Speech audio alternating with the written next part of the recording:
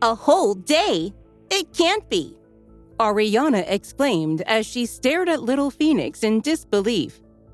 How can it be so long? I just arrived here only a minute ago. Little Phoenix sighed and explained, because you were in the sword spirit state. You didn't notice time flying by. The sword spirit state? Ariana repeated curiously. Little Phoenix nodded and continued. It's extremely difficult to enter that state, even for my master. However, once you're in that state, the results are very rewarding. I don't feel all that rewarded, Ariana retorted as she inspected her body to see if there were any obvious changes. To her surprise, she was much closer to becoming a spiritual king. She had only made 50% advancement previously, but at the moment, she was almost at 100%.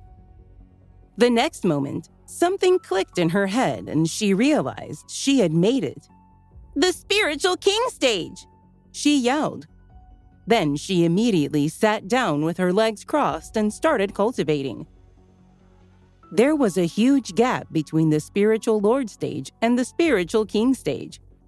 The 5 students watching her belonged to the Archangel team of the military academy. All the members were top-ranking students of Class A in their school, which meant that they were ranked 6th to 10th. Adriel, their captain, was a level 8 spiritual lord who had fully optimized his powers, whereas his teammates were advanced level 8 spiritual lords.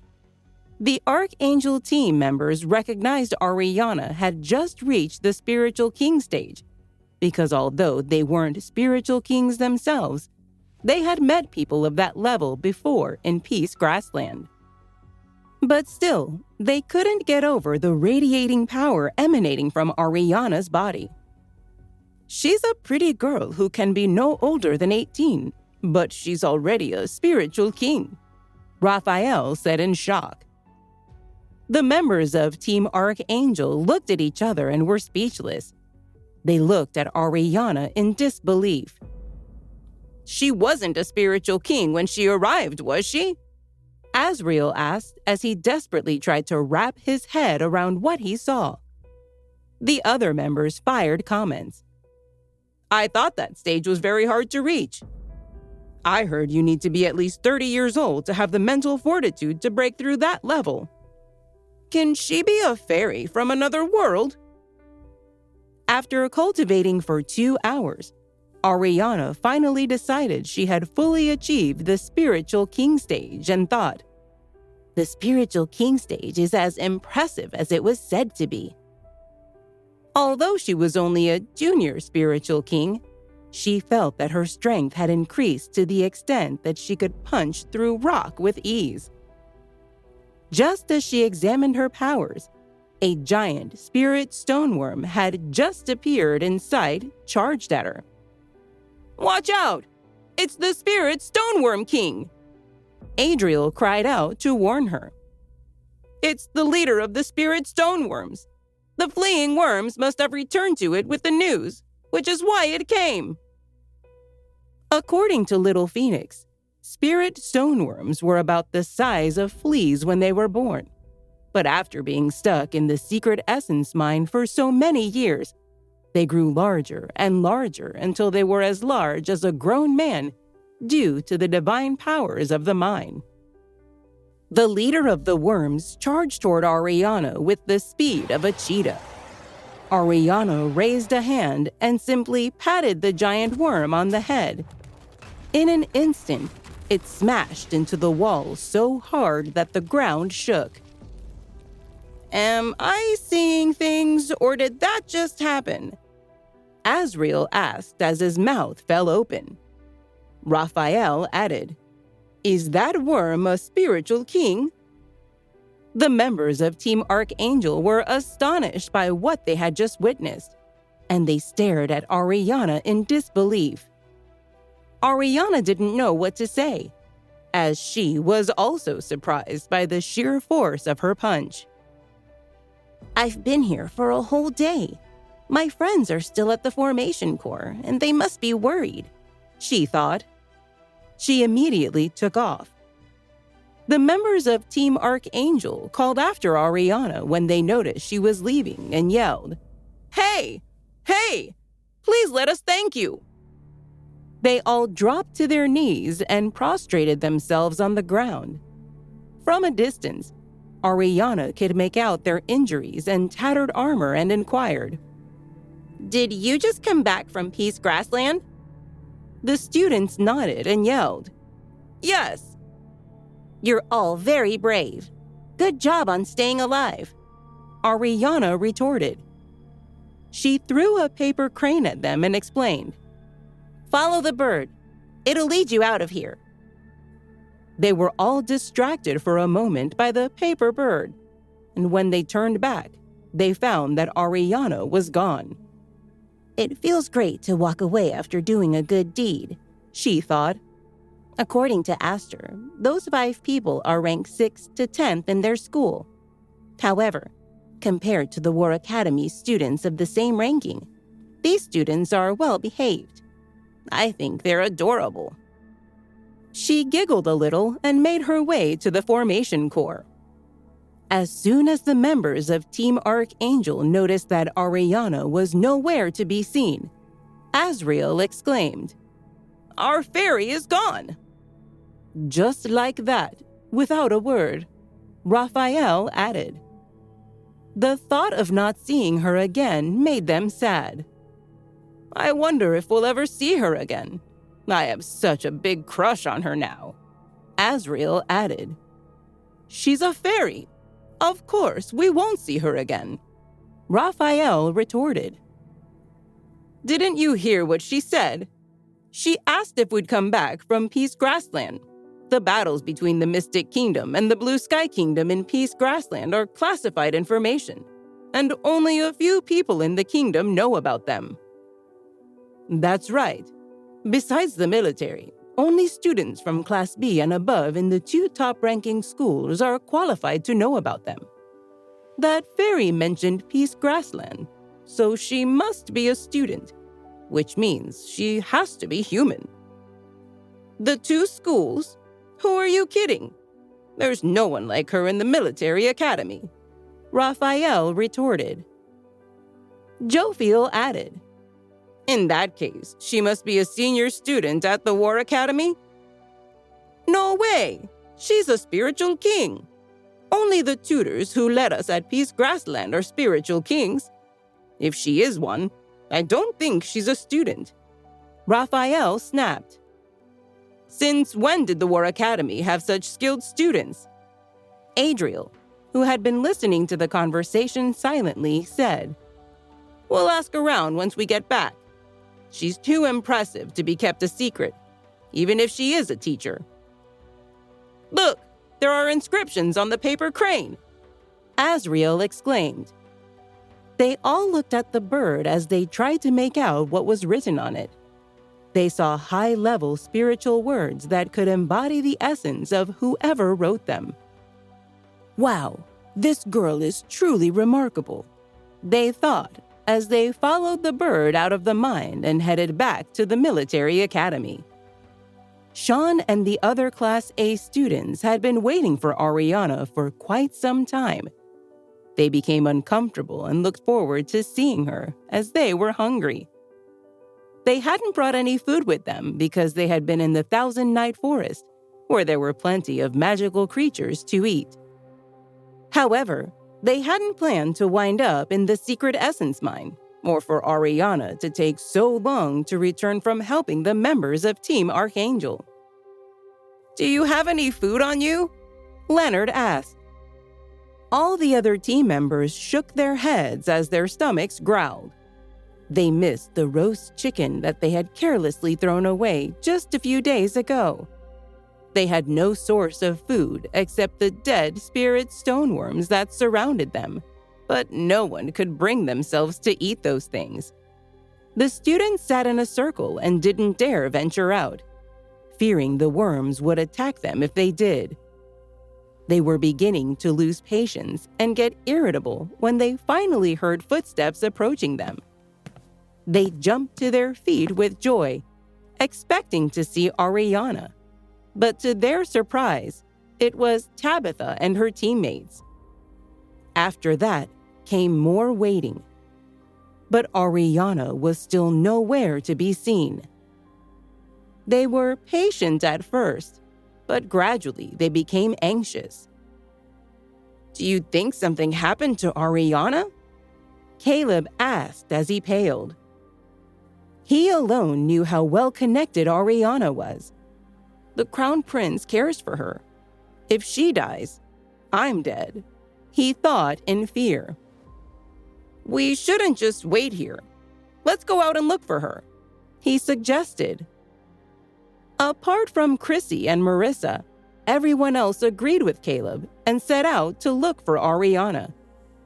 However, the instant they stepped out of the formation core, they were surrounded by spirit stoneworms.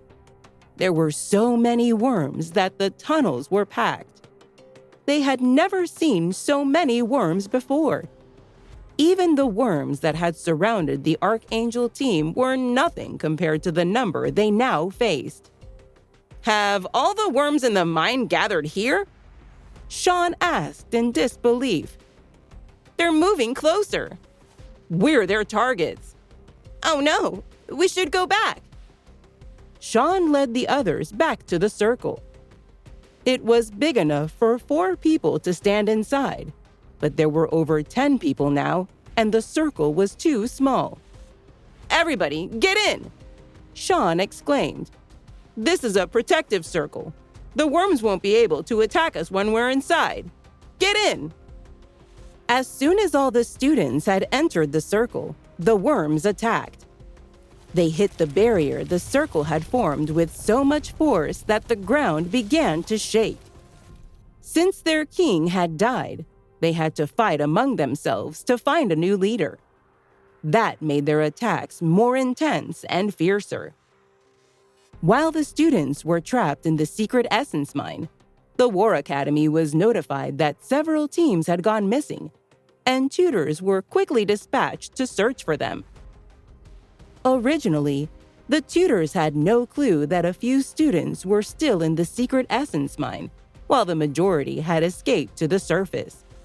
The school only recognized that some students were missing when they counted the number of rescued students. Those students told them what had happened. "Mr. Roderick, how many of your students are missing?" Mr. Yates inquired. Mr. Roderick was anxious and replied, "Many have returned, but a few students are missing, including Chrissy Cunningham." When the school officials got wind of the news, they held a meeting immediately. Over 10 people attended, including the 2 deputy chiefs of the school and the tutors of classes A and B. "Chrissy Cunningham is the best student in Class B, so that place in the seeded team is meant for her," the tutor of Class B said. "Miss Monroe, what do you think?" Mr. Yates asked as everybody looked at her. Madeline hadn't made any achievements since becoming the deputy chief, nor had she said anything reasonable or worthwhile. Because of her background, people hadn't said anything at first. However, dissatisfaction accumulated over time, and eventually, people were beginning to murmur. Madeline raised her eyebrows and retorted, "Do we know why this has happened? Why did the secret essence mine appear?" Mr. Yates nodded and explained, "We sent some tutors to investigate. They discovered that the activities of some skilled cultivators caused it. The secret essence mine appeared after a great valley split the Thousand Night Forest in 2. "How skilled are the cultivators?" Madeline asked. Mr. Yates replied, "Well, I can't say for sure." At that moment, he suddenly straightened his back and rose to his feet as if trying to listen to something carefully. Everybody was surprised. What's he doing? Why does he look like his mind is elsewhere? They wondered. Madeline was alarmed. and her master had communicated with her several times that way. She wondered, is Mr. Yates doing the same thing? Yes, sir, Mr. Yates said respectfully before he turned to the others. I know what happened, he said with certainty. The valley was indeed the result of a battle between two skilled cultivators. Who were they? Madeline asked curiously. Can it be someone as skilled as my master? She wondered. Mr. Yates replied, It was Fenton Grace. What? Everyone exclaimed in unison, almost jumping to their feet. Fenton Grace? How can it be him? I thought he was dead, Mr. Roderick said. Madeline asked in disbelief. Do you mean Fenton Grace, as in the greatest swordsman? Isn't he the disciple of Master Mage, who used to rule this continent? Oh my God, Mr. Roderick added as he almost fainted. He's like a god. Why would he come here? Fenton Grace was a legendary figure in his eyes. Mr. Roderick added excitedly, If he's still alive, how old do you think he is now? Madeline paled. She couldn't believe her ears as she wondered. Fenton Grace? Alive? How? He accused my master of being evil in front of everyone and humiliated Celestial Palace. Why is he here?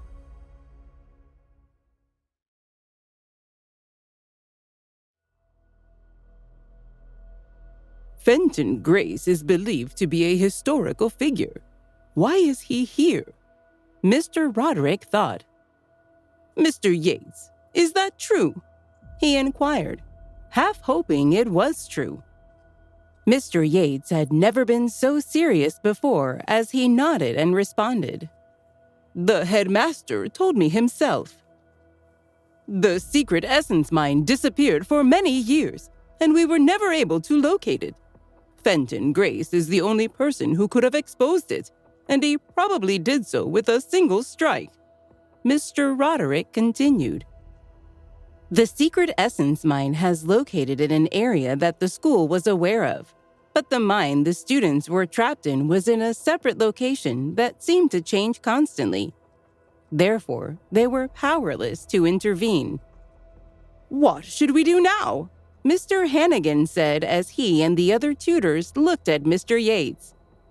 Mr. Roderick said with a tone of concern, Chrissy and her teammates are still inside the mine, as well as Sean and his teammates. Is Ariana one of the missing students? Mr. Yates inquired. Mr. Roderick nodded and replied, Yes, she's inside too. He then handed Mr. Yates a list containing the names of the missing students, which were 12 in total. At that moment, Mr. Hannigan of Class A received a message from Roman Hahn. What? He asked Roman, who was the second best student in the seeded team. Then he cried out, Did you say Team Clover? Roman had been scared to deliver the news, but the mission he had been given was recorded in the system, so he couldn't keep it a secret, which was why he had told Mr. Hannigan. There are 17 people inside, Mr. Hannigan exclaimed as his face darkened. Are we going to lose 17 elite students? He wondered. Mr. Yates's face was livid, and he thought, Ariana was the most important of the 17 elite students. We must save her. He gritted his teeth and ordered, We have to find them. But how? Mr. Roderick retorted with a frown. A formation protects the secret essence mine. We can't get close enough. There are 100,000 tunnels. We would be trapped inside forever if we attempted to rescue them. Madeline was the only person who was happy to hear the news. It had never occurred to her that her arch enemy would die so easily without her having to lift a finger. It gave her a great sense of achievement. Despite her joy, Madeline put on a sad face and said with what seemed like genuine concern, "The 17 students may still be alive. We have to do something. We'll spare no effort, regardless of whether or not we can save them." Mr. Hannigan looked at her, amazed at her little speech. He then asked Mr. Yates, "Sir, what do you think?" Mr. Yates nodded and gave a signaling glance at his subordinate, who quickly walked away. Mr. Yates couldn't bear to just sit and wait until help arrived. He rose to his feet and scanned his colleagues' faces. "Come with me," he said. "Let's get as close to the secret essence mine as we can." The tutors filed out of the room and marched in silence toward the mine. Concern was etched on their faces. Mr. Crow had warned them about the effect the formation would have on them. So they weren't surprised when they started feeling dizzy when they were still several hundred yards away from the mine. They swayed on their feet and clutched each other's arms so they could remain upright. When they couldn't get any closer without toppling over, they stopped and stood in a cluster beneath a pine tree's sheltering boughs. The atmosphere had been calm when Ariana and her classmates discovered the mine, but they had activated its formation by rushing inside it to hide from the swordsman who had slain the woman in the purple dress. So now, hurricane-strength winds that could slice open a grown man's skin created a 100-yard-wide barrier in front of the mine's entrance. "What should we do?" the tutors muttered as they cast anxious glances at Mr. Yates. "Those students are trapped in there." Mr. Yates felt a surge of dismay. Mr. Crow strode out of the cluster of tutors and addressed him. "Sir, I feel I must rescue my students," he said solemnly. "As Class B's head tutor, I'm responsible for their safety. They might be alive. I must go to them." Mr. Yates knew his colleague didn't have the slightest chance of getting to the mine's entrance. But he realized Mr. Crow's anguish would abate if he was allowed to make a heroic effort of some sort. And battling the wind would certainly require a hero's fortitude. Mr. Yates said, "You're very brave, Mr. Crow. May God be with you." Mr. Crow held out his hand in a dramatic gesture. "O wind, cease thy roaring," he called out in a commanding tone. The wind just kept blowing, but he bolted toward the mine's entrance anyway.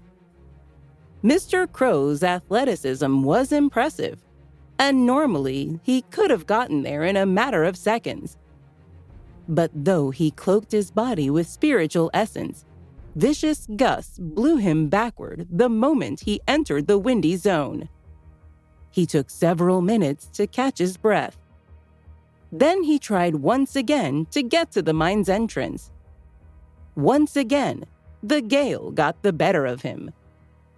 Mr. Crow thought of his students. Then he drew on his last reserves of strength.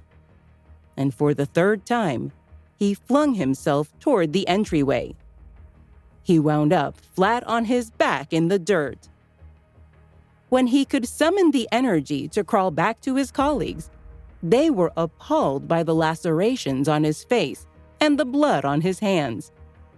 They were shocked by the shredded clothing hanging in tatters from his pain-racked limbs. The other tutors eased him into a sitting position against the pine tree's trunk and gazed solicitously at him. "I'm a spiritual king," Mr. Crow said, "but the tempest tossed me around like a toy."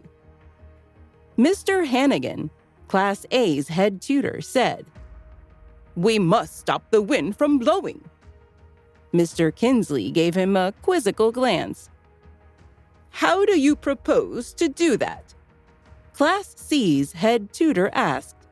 Do you know how to deactivate the level 8 formation that's making it blow? Mr. Hannigan scowled angrily. He was a capable cultivator, but he didn't know how to deal with highly complicated formations. He was spared from having to make a reply by the sudden arrival of Mr. Yates's servant.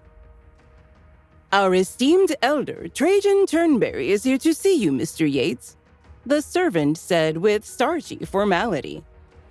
Everyone was thrilled when Trajan strode toward them. He was one of the 36 elders who served as the guardians of Sphinx Academy's traditions. The distinguished elders lived in secluded spots within the school's precincts. Occasionally, one or another of them would interact with extraordinarily talented students they took an interest in. Otherwise, the elders kept to themselves, and most of the students had never laid eyes on them. Trajan's situation was unique. He spent more time with the tutors than the other elders did because he was in charge of maintaining Sphinx Academy's numerous defensive formations.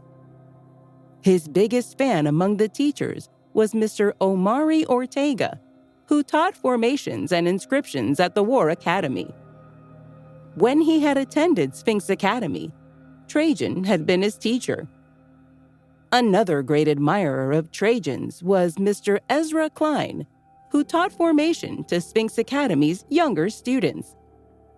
Mr. Ortega hustled over to Trajan and greeted him enthusiastically. The War Academy tutor had been trying desperately to solve the mine's formation, but his endeavors had been a complete failure. Mr. Ortega was chagrined that his academic expertise was useless to him when he tried to solve a real-world problem. He thought, Trajan will know what to do. The white-haired elder's demeanor inspired confidence in the entire group that had assembled beneath the pine tree's sheltering boughs. His bright eyes, unlined skin, and energetic aura belied his advanced age. Mr. Yates saw him and felt a surge of relief. Mr. Turnberry! The War Academy's deputy chief exclaimed. We're honored by your presence. Mr. Yates was careful to maintain a tone of courteous formality, even at that moment of crisis.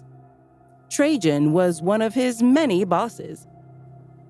Mr. Yates held the title of Year 4's deputy chief, which sounded like an exalted job, but in fact, all 36 of Sphinx Academy's elders outranked him in the school's chain of command. Mr. Yates hoped to become a school elder himself in his old age.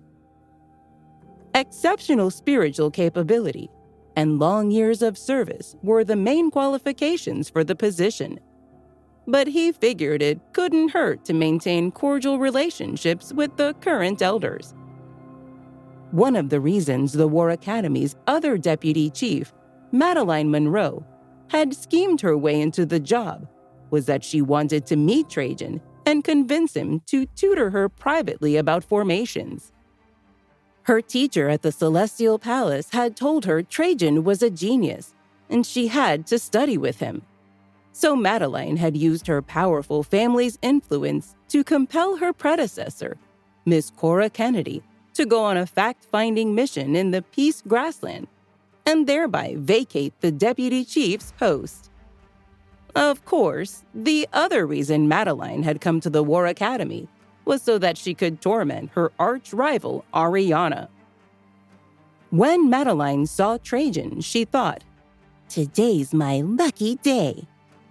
She coolly stepped between him and Mr. Yates and smiled radiantly. "It's a great pleasure to meet you, Mr. Turnberry," she said. "Your reputation precedes you."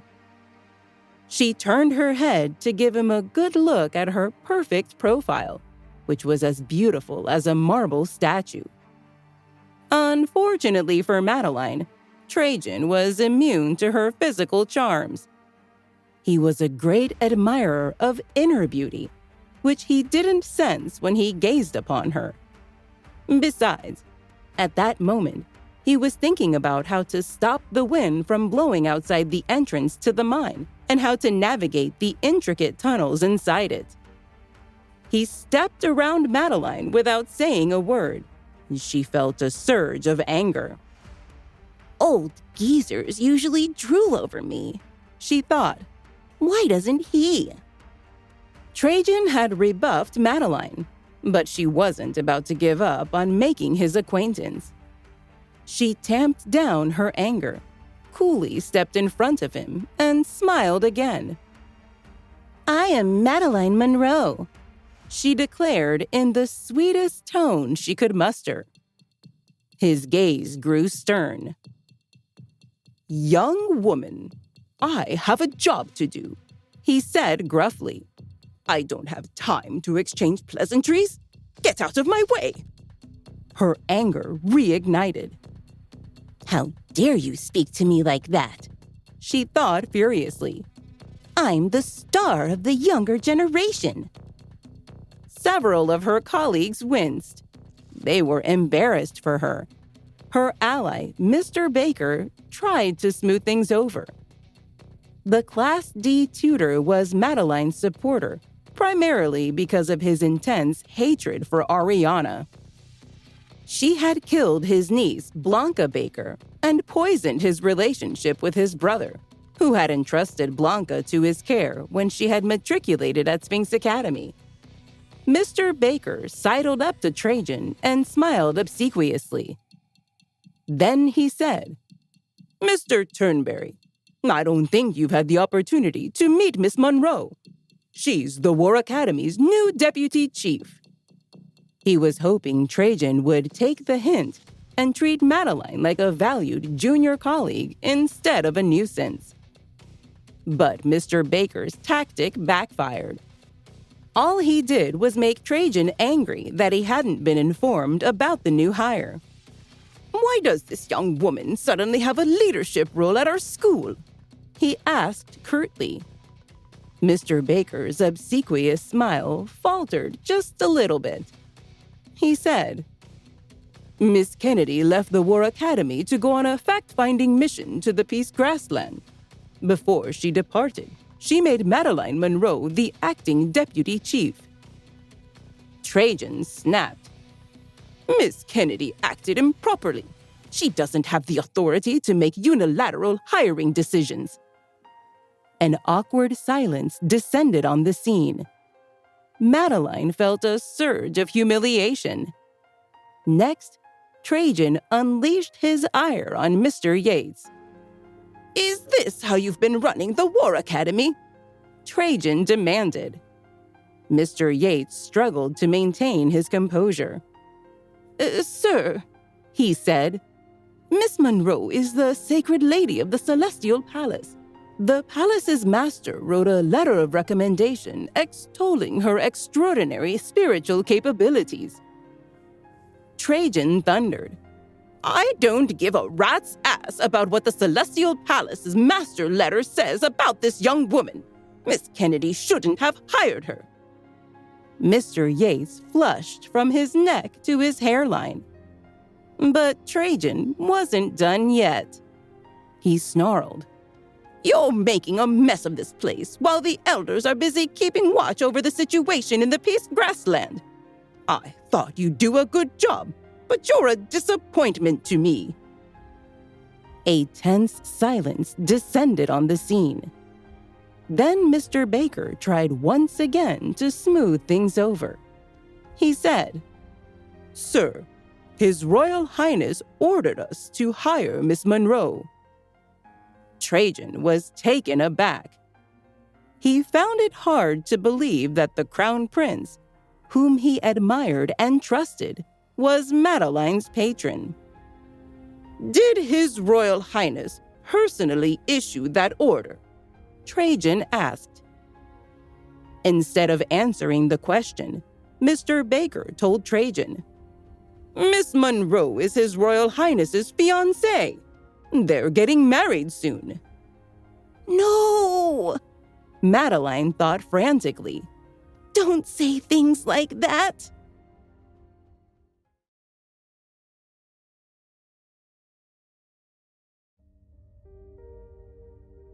Madeline certainly wanted to be Warwick's fiancé, but of course she wasn't.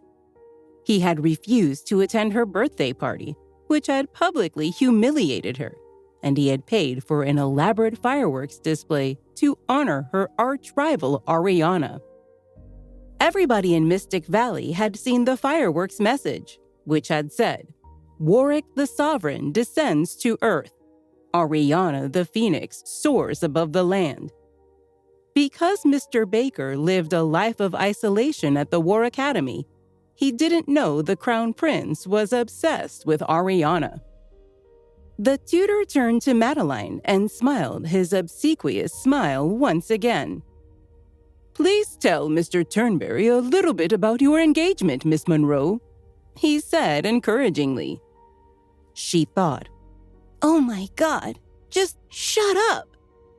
Mr. Baker's obsequious smile faded just a little bit. "What's wrong with her?" he thought anxiously. "She told me herself that she's His Royal Highness's fiancée." Madeline suddenly arranged her features in a demure expression, and she made her voice sound shy. "My family is old-fashioned," she said. "It's up to my parents to decide whom I should marry." Everyone who heard her speak those words understood them as a confirmation that she was Warwick's fiancée. Trajan looked surprised and disappointed. "This conversation is over," he said tersely. "I need to get to work on saving those trapped students." As he strode off to consult with Mr. Ortega, Trajan muttered, "I thought the Crown Prince had good judgment. Why would he get involved with a prissy, pompous young woman like that?" Madeline heard what he said, and a wave of rage engulfed her. "You old goat," she thought furiously. "I should kill you." Trajan sensed the venomous energy she was exuding and turned to stare at her. He reacted so quickly that Madeline didn't have time to hide the hatred in her eyes. He thought, "After we complete these rescue efforts, I need to have a serious talk with Warwick about his murderous fiancée." Then the elder turned his attention to the complicated wind formation. Mr. Yates's servant had his subordinates bring the tutor's camp furniture, blankets, and refreshments to keep them comfortable while Trajan worked. After a couple of hours of uninterrupted concentration, Trajan solved the formation and stopped the wind from blowing. Cheers erupted from the tutors. "Oh, thank God!" Mr. Kinsley shouted. Mr. Hannigan exclaimed, "Mr. Turnberry must be a level 7 formation master." Trajan felt the urge to tell the tutor he was a level 8 formation master, but he didn't. Madeline hated Trajan as much as ever. But after seeing him tame the wind, she grudgingly realized he was the perfect person to tutor her about formations and inscriptions. Her master had taught her how important they were. Madeline knew that strategists from the Blue Sky Kingdom skillfully used formations and inscriptions to enable the tiny country to defeat the vast and powerful Mystic Kingdom in a war that had taken place 13 years earlier. Madeline's mind suddenly tumbled into the past, back to the days when she was a dutiful student in the Celestial Palace. She relived the moment in a flashback that felt like it was happening. In Madeline's flashback, she was engaged in a study session with her master. Her master asked, "Why can't the mighty Mystic Kingdom make any headway against the tiny Blue Sky Kingdom in the Peace Grassland?" Madeline knew the answer. She had done her homework. She replied, "Because the Blue Sky Kingdom's fighters have formation and inscription skills that are vastly superior to ours. Their soldiers have inscriptions on their weapons and uniforms, which enhances their capabilities. Their troops use formations on the battlefield, which boosts their power. Her master asked, "What is the mystic kingdom most lacking?" Madeline knew the answer to that question too. She replied, "Formation and inscription masters." Her master said, "That means you can set yourself apart from the other young women who want to marry Warwick by becoming an accomplished formation solver and inscription writer. If you wish to be a worthy wife for him, you'll need to get a private tutor after you leave this palace." Madeline nodded obediently. She cast her eyes down so her master wouldn't see how eager she was to win the prince's approval. Madeline's flashback faded. She realized she was still sitting with Sphinx Academy's tutors. They were still crowing about Trajan's prowess as a formation master. "I can't stand him," she thought as she stared fixedly at him. "He humiliated me. But I'm more determined than ever to become his disciple." At that moment, Trajan was so oblivious to her stare because he was fully focused on trying to open the mine entrance. It was a much more difficult maneuver than it had been for Ariana and the other students. He thought hard, and time passed. He took a deep breath and then thought even harder. Meanwhile, the students in the secret essence mine were under attack. They stood in the protective circle Little Phoenix had drawn and tried not to panic. But it was hard to keep calm while legions of spirit stoneworms slithered toward them. "They're so hideous!" Sean cried as he averted his gaze from the crawling creatures. "This is a nightmare," Waylon wailed. For a long time, Chrissy and her allies, Marissa and Abigail, refused to step into the circle of safety. But then Abigail succumbed to terror when the worms closed in on her. She leaped into the circle without warning her classmates. She bumped into a lot of people when she landed in the crowded space, which was just 6 yards in diameter. A few of the students nearly toppled over, but no one tried to push her away. No one uttered a word of complaint. Abigail was their classmate, and they didn't want her to die. Some of them even stood on one foot to make room for her inside the circle. Chrissy stared contemptuously at the cluster of sweating students. "Do you think this circle has protective powers?" she sneered. Sean replied, "Yes, I do. And I know I'm right. I realize you resent Ariana, but you should set aside your differences with her and trust her." Marissa wanted to step into the circle, but she thought doing so would be a tantamount to declaring her allegiance to Ariana, which Chrissy would punish her for. The worms continued their high-speed approach. Suddenly, the leaders of the pack charged Chrissy and Marissa. The 2 women shrieked hysterically and cried out for help. Pierce felt his heart twist.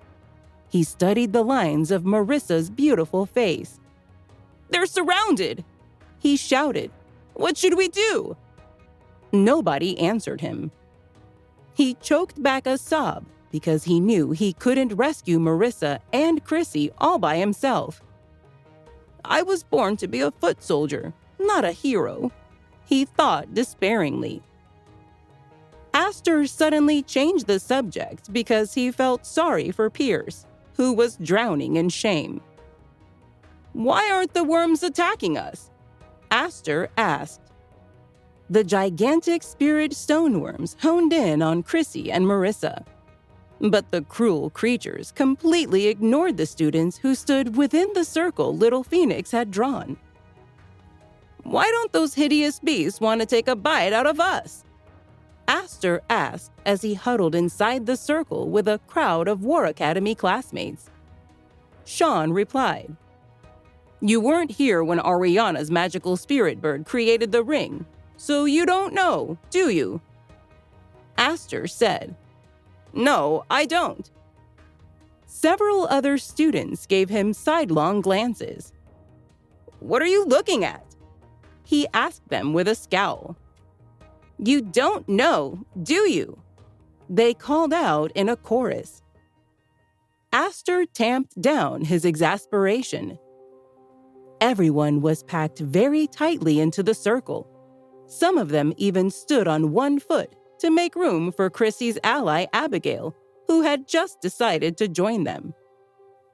Aster knew that if he lost his temper and got into a shoving match with the students surrounding him, their bodies would fly out of the charmed circle and into the mouths of the cruel, flesh-eating worms. Sean said soothingly, "Oh, Aster, they're not mocking your ignorance. You couldn't possibly see the tiny vacant spot on the floor where nobody was standing. There's a forest of bodies between it and you." Aster said quizzically, "What's so special about the spot on the floor?"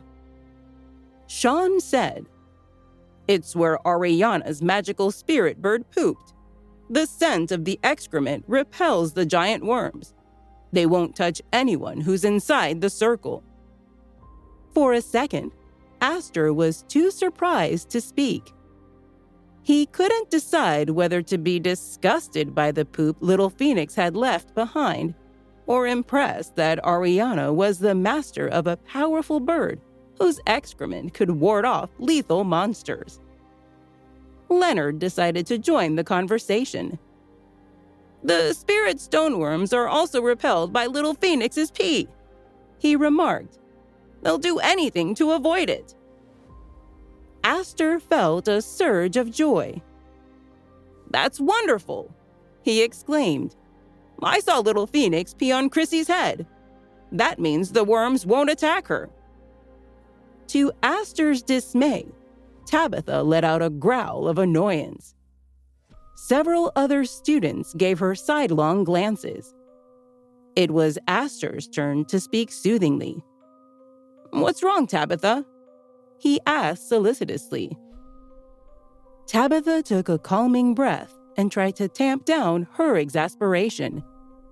Then she said, "Chrissy did something incredibly stupid. She took the drinking water we'd been carefully rationing and used it to wash her hair." Everybody gasped in dismay.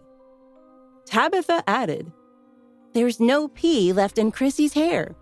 The spirit stoneworms are going to eat her alive." Everybody gave Chrissy anguished stares. Her lovely tresses were still damp. "That's awful," Leonard said. "That pee would have saved her life." As everyone stared, the monstrous creatures gnashed their teeth and closed in on Chrissy and Marissa. Once again, the two women shrieked hysterically and cried out for help. Pierce felt his heart twist. Suddenly, the thought of standing by and watching Marissa die was unendurable. He screamed her name. In one swift move, he yanked off his long belt, threw it at her, and looped it around her like a lasso. She grabbed the belt and gripped it tightly as he dragged her to safety. Everybody in the circle squeezed even more tightly together to make room for her. She collapsed into Pierce's arms. He laid his cheek on hers and wept like a child. Tabitha's eyes blazed with admiration. "You did a good thing, Pierce," she exclaimed. Then she turned her gaze back to the monstrous creatures who were menacing Chrissy. Tabitha despised Chrissy and disapproved of her despicable behavior. But suddenly, the thought of standing by and watching her die was unendurable. Tabitha yanked off her belt and threw it at Chrissy. "Catch it, and I'll pull you to safety," Tabitha cried. "There's room for one more person in our circle." Her classmates called out, "We'll make room for you, Chrissy." But faithless, heartless Chrissy did something dreadful. She snapped the belt like a whip, flipped Tabitha out of the protective circle, and catapulted herself into it. "No!" Tabitha screamed in horror as she flew through the air. "No!" Aster screamed in fury as he watched her land in the dense pack of worms. The students inside the circle glared menacingly at Chrissy. "You monster!" Aster shouted at her. "Tabitha was trying to save your life!" Chrissy laughed wildly. She sounded unhinged. "You won't punish me for what I've done," she said mockingly. "You're an honorable warrior, Aster." As he clutched his sword hilt, fear flashed in Chrissy's eyes. But instead of striking her dead, he bolted out of the circle and ran as fast as he could to Tabitha's side. "No!" His classmates screamed in consternation as they watched him go. The students inside the circle gathered menacingly around Chrissy. The fear faded from her eyes. She had endless reserves of false bravado. "If Aster wants to act like a hero, that's not my fault," she said coolly. "You monster!" Fraser howled as he and his teammates pushed Chrissy toward the edge of the circle. "You evil, evil monster! I'm going to kill you!" His classmates grabbed his arms and restrained him as he trembled with rage. Chrissy laughed again. She seemed unhinged. "Your teammates won't let you punish me for what I've done," she said mockingly. "They're honorable warriors, Fraser." Just as the group was about to reach the circle's edge and cast out Chrissy, they were suddenly distracted by a tremendous rumbling sound. It was the noise of the spirit stoneworms as they fled the scene in a huge horde. In the blink of an eye, they disappeared from the students' view. "Oh my God!" Sean exclaimed. Leonard cried, "Little Phoenix must be headed our way!" And sure enough, Ariana strode into view a second later. Her magical spirit bird rode on her shoulder. The students chanted Ariana's name. Fraser burst into tears of anguish. Ariana stepped toward him and gave him a solicitous glance. "Are you all right?" she asked gently. Fraser was too distraught to speak. Caleb and Leonard hastened to her side. "Oh, Ariana," Caleb said, "you're here." His relief was boundless. He had been told to look out for Ariana while she attended school, because her well-being was of paramount importance to the Crown Prince, who was in love with her. "I was a fool to imagine I could guard and protect Ariana," Caleb thought. "She's the one who's been protecting us." Leonard exclaimed, "Oh, Ariana, Tabitha needs your help." Ariana's blood ran cold. She turned her head and saw Tabitha and Aster lying on the ground. "I told everybody to stay inside the protective circle," she hissed. Then she ran as fast as her legs could carry her to her wounded classmates. Ariana was a battle-hardened warrior who had seen all sorts of gruesome wounds. Even so, the sight of Tabitha's mutilated flesh made her feel faint for just a moment. The sharp-toothed worms had torn big chunks of muscle right off Tabitha's body. The cruel creature's toxic saliva had poisoned Tabitha and turned her skin an ominous purple hue. Ariana's classmates ran to join her. They stood in shocked silence as she conducted her emergency medical exam. When Fraser couldn't stand it a second longer, he blurted out, "Is Tabitha still alive? Can you save her?" Ariana whispered, "She's not breathing." Fraser burst into tears of despair. "This whole thing is Chrissy's fault!" He wailed. We pleaded with her to join us in the protective circle, but she refused. He angrily wiped the tears from his cheeks. Then he continued. The worms attacked Chrissy, and Tabitha threw her a lifeline to draw her into the circle with us. Chrissy used the lifeline to toss Tabitha into the pack of worms and catapult herself to safety. Fraser drew a ragged breath. Oh, Ariana, he said. Chrissy deserves to die. Please let me kill her. He requested Ariana with a sad tone.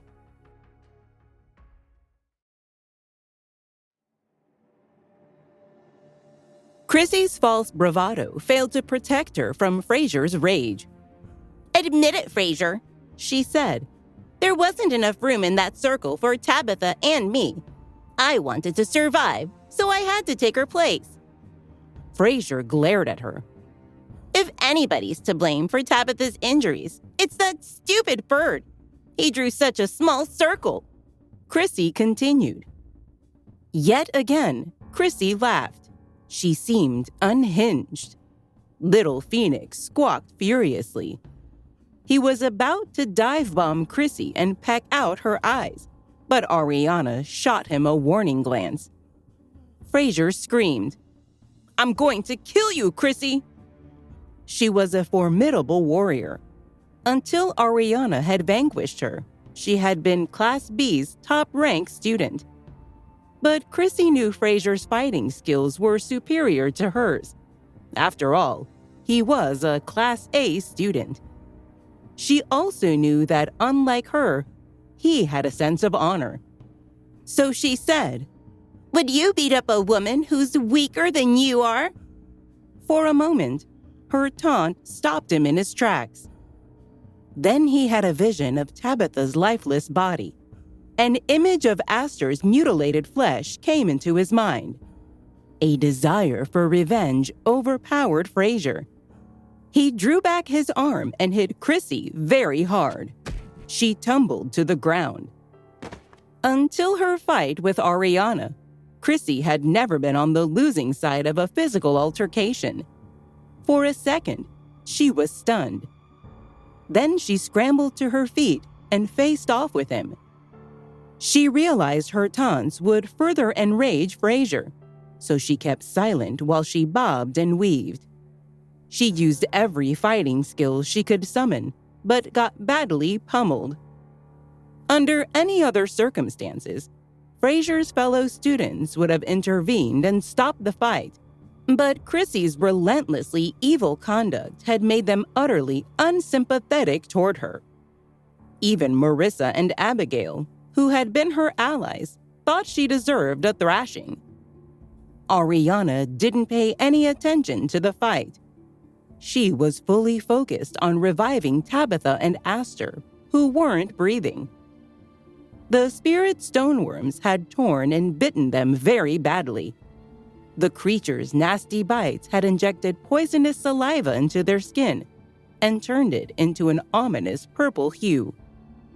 Ariana held high her healer's hands, closed her eyes, and summoned her spiritual essence. Then her eyelids flew open, and she got down to business. Fraser abruptly stopped smacking Chrissy so he could watch Ariana work her magic as a supreme-level medicine refiner. He and his classmates watched in awe as green dots of light floated out of her fingertips. They gasped as missing chunks of flesh on Tabitha's and Astor's bodies grew back into place.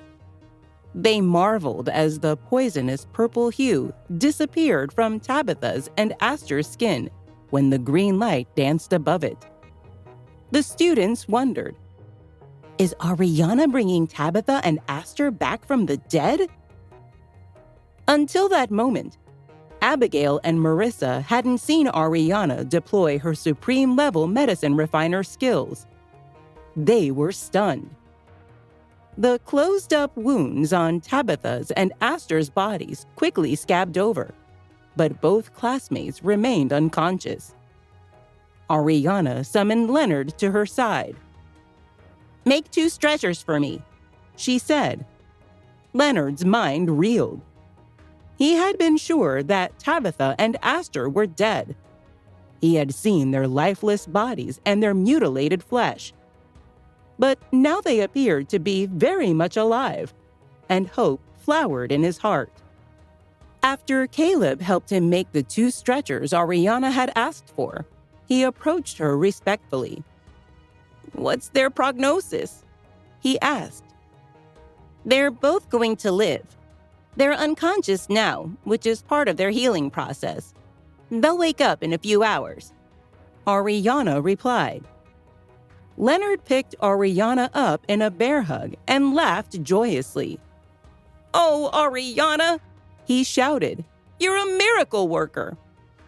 Fraser kneeled on the floor beside Tabitha and burst into tears of relief. The other students broke into wild cheers that shook the mine's tunnel walls. After Leonard let go of Ariana, she strode over to Chrissy. The cheering suddenly stopped as tense silence descended on the scene. Class B's president couldn't summon an ounce of her false bravado. Beads of cold sweat formed on her forehead. The other students wondered, will Ariana strike her dead? She certainly deserves it. Nobody begged Ariana to show Chrissy any mercy. Even her ally, Abigail, stayed silent. Ariana stopped walking when she was within arm's length of Chrissy. She could easily reach for Chrissy's throat and choke the life out of her. But to everyone's surprise, she didn't. "I would love to kill you," Ariana told Chrissy. "But the young woman you wronged should decide your fate. When Tabitha fully recovers from her grievous injuries, she will mete out whatever punishment she sees fit to inflict on you." Chrissy had the good sense to remain silent. She fleetingly thought, "If we can make it out of here alive, I'll run away from school before Tabitha can hurt me." That seemed like a coward's reaction to her predicament, so Chrissy rejected that idea. Then she thought, "If we make it out of here alive, I'll seek revenge on Ariana when we're back at school." That idea felt more comforting to her. Ariana had nothing else to say to Chrissy. It was time to get out of the mine. "Somebody tie Chrissy up for me," she said. "I don't want her to hurt anybody else."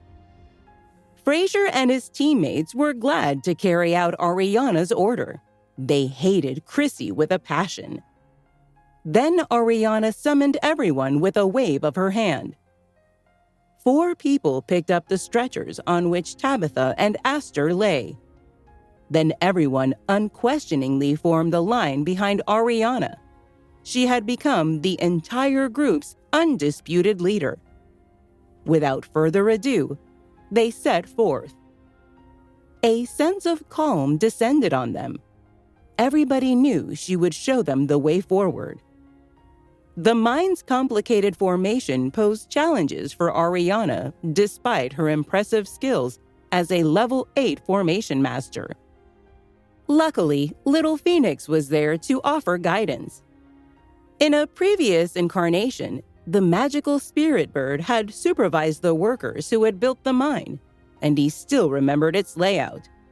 He was able to direct her to the mine's exit. Little Phoenix and Ariana communicated telepathically, so it seemed to her teammates that she was effortlessly solving the formation and leading them toward the light of day. Time passed, and they marched onward. Suddenly, Ariana said, "Look at that!" And there before them stood the exit. Wild cheering erupted. It shook the mine's tunnel walls. Meanwhile, the tutors were still gathered outside the mine. They were there to support Trajan, who was one of Sphinx Academy's 36 elders. He was in charge of maintaining the school's numerous defense formations. At that moment, He was trying to solve the level 8 formation that was preventing the rescuers from entering the mine and saving the trapped students. Mr. Yates stood nearby and wrung his hands. He was afraid to interrupt Trajan.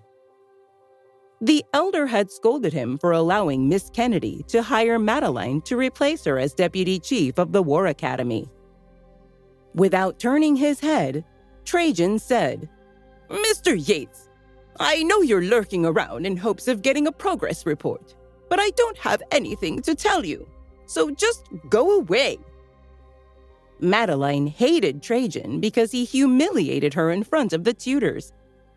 But even so, she wanted to get him to agree to teach her about formations and inscriptions. She thought, "If I get that annoying Mr. Yates to stop bothering Trajan, perhaps the old geezer will decide he likes me." Madeline gently chided the War Academy's other deputy chief for disturbing Trajan's concentration. "Mr. Yates," she said, "you can pressure Mr. Turnberry all you want, but that won't make him solve the formation any faster. It's a time-consuming process."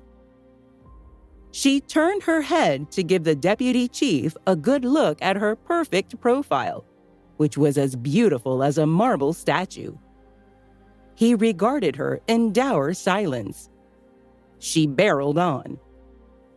"Mr. Turnberry is dealing with a level 8 formation that's especially complicated," she said. "He needs plenty of time for tranquil reflection." Mr. Yates wrung his hands again. "I'm justifiably worried about the students who are trapped inside the mine, especially Ariana," he said.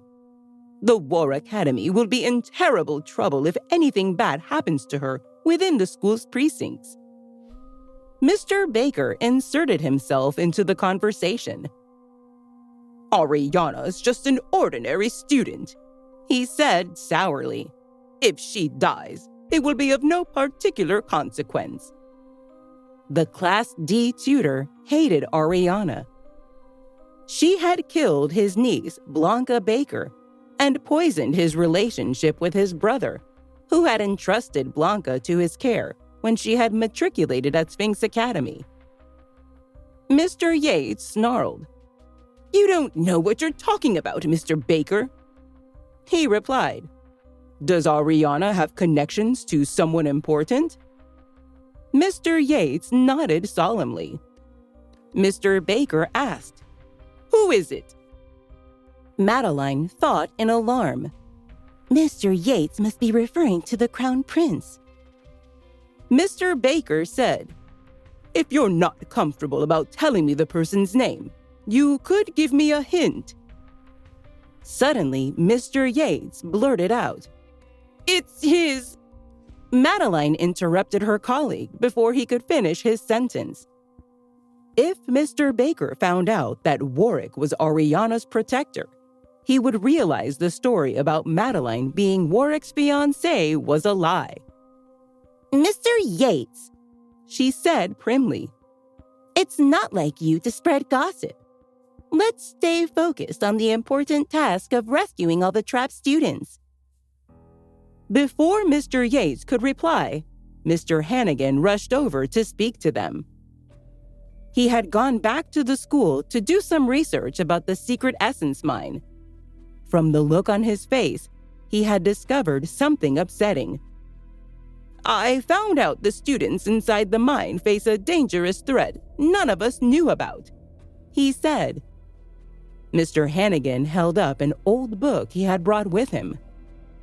"This book says small spirit stoneworms were placed inside the mine's 100,000 tunnels to devour filth and organic debris," he explained. Everybody listened intently, even Trajan, who had abandoned his cogitation. Mr. Hannigan continued, "The worms reproduce incredibly fast and live for hundreds of years. They feed on spiritual stones and flourish even in the complete absence of natural light. And they can become incredibly large." Mr. Yang whispered, "Oh, dear God, Mr. Hannigan murmured. Our students have been trapped underground with those creatures for an entire day. His voice was drenched with despair. We don't have any hope of seeing those students again, he said. Everyone looked at Trajan. He was visibly upset. Mr. Hannigan asked, How long will it take to open this door? Trajan shook his head. The formation is very complicated. It'll take me at least 7 days, he mumbled. Before he could say another word, he sensed a force from inside the mine. The heavy bronze door rumbled, and everyone jumped. They looked at one another in confusion, and all of them moved away from the door. Trajan, what's going on? Mr. Crow asked. Trajan was just as confused as everyone else. Seeing the look on his face, Madeline tried to save him from an awkward situation.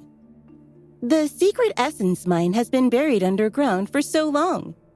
Anything could have happened. I'm sure Trajan will figure it out soon. When he heard the door make a noise, Mr. Crow was struck by an idea. Can it be opened from inside? He asked. Trajan rolled his eyes and waved his hand, dismissing what he thought was a foolish question. Madeline answered. The door is locked from outside by the formation. How could anyone inside open it? Trajan nodded in approval because he thought her logic made sense. Madeline knew Trajan agreed with her, so she scolded Mr. Crow. Please don't speculate when you don't know what's going on. You'll make the others panic, she said. Mr. Crow looked down in shame. However, at that moment, the heavy sealed door that Madeline was so sure couldn't be unlocked from the inside slowly opened. Everyone watched with wide eyes. As it creaked ajar, they all turned to look at her. She was utterly embarrassed. The sound of the door opening felt like a slap in the face. It seemed to take forever to open. But despite her humiliation, she was ready for battle. Why is it opening? She asked, gripping her sword tightly. Are the spirit stoneworms coming out? All the tutors were alarmed. When she noticed they were nervous, she shouted, Everybody, get ready for battle! They all mimicked Madeline's stance and got into a position to defend themselves against the incoming enemy. However, they saw students file out the door. Ariana led the way, followed by Sean, Caleb, and the others. The last person's head was covered with a black cloth, and they were tied up with layers of rope. Ariana! Mr. Crow cried out. He was the first to recognize her. He ran to her side and grabbed her hand. You're alive! I can't believe it! He exclaimed. When he looked past her, he was so excited that he almost couldn't form a coherent sentence. You're all still alive, he noted. He was almost in tears. Madeline was disturbed when she saw Ariana. She had hoped the girl was going to die inside the mine. She succeeded. I can't believe she's still alive. This isn't fair, she thought.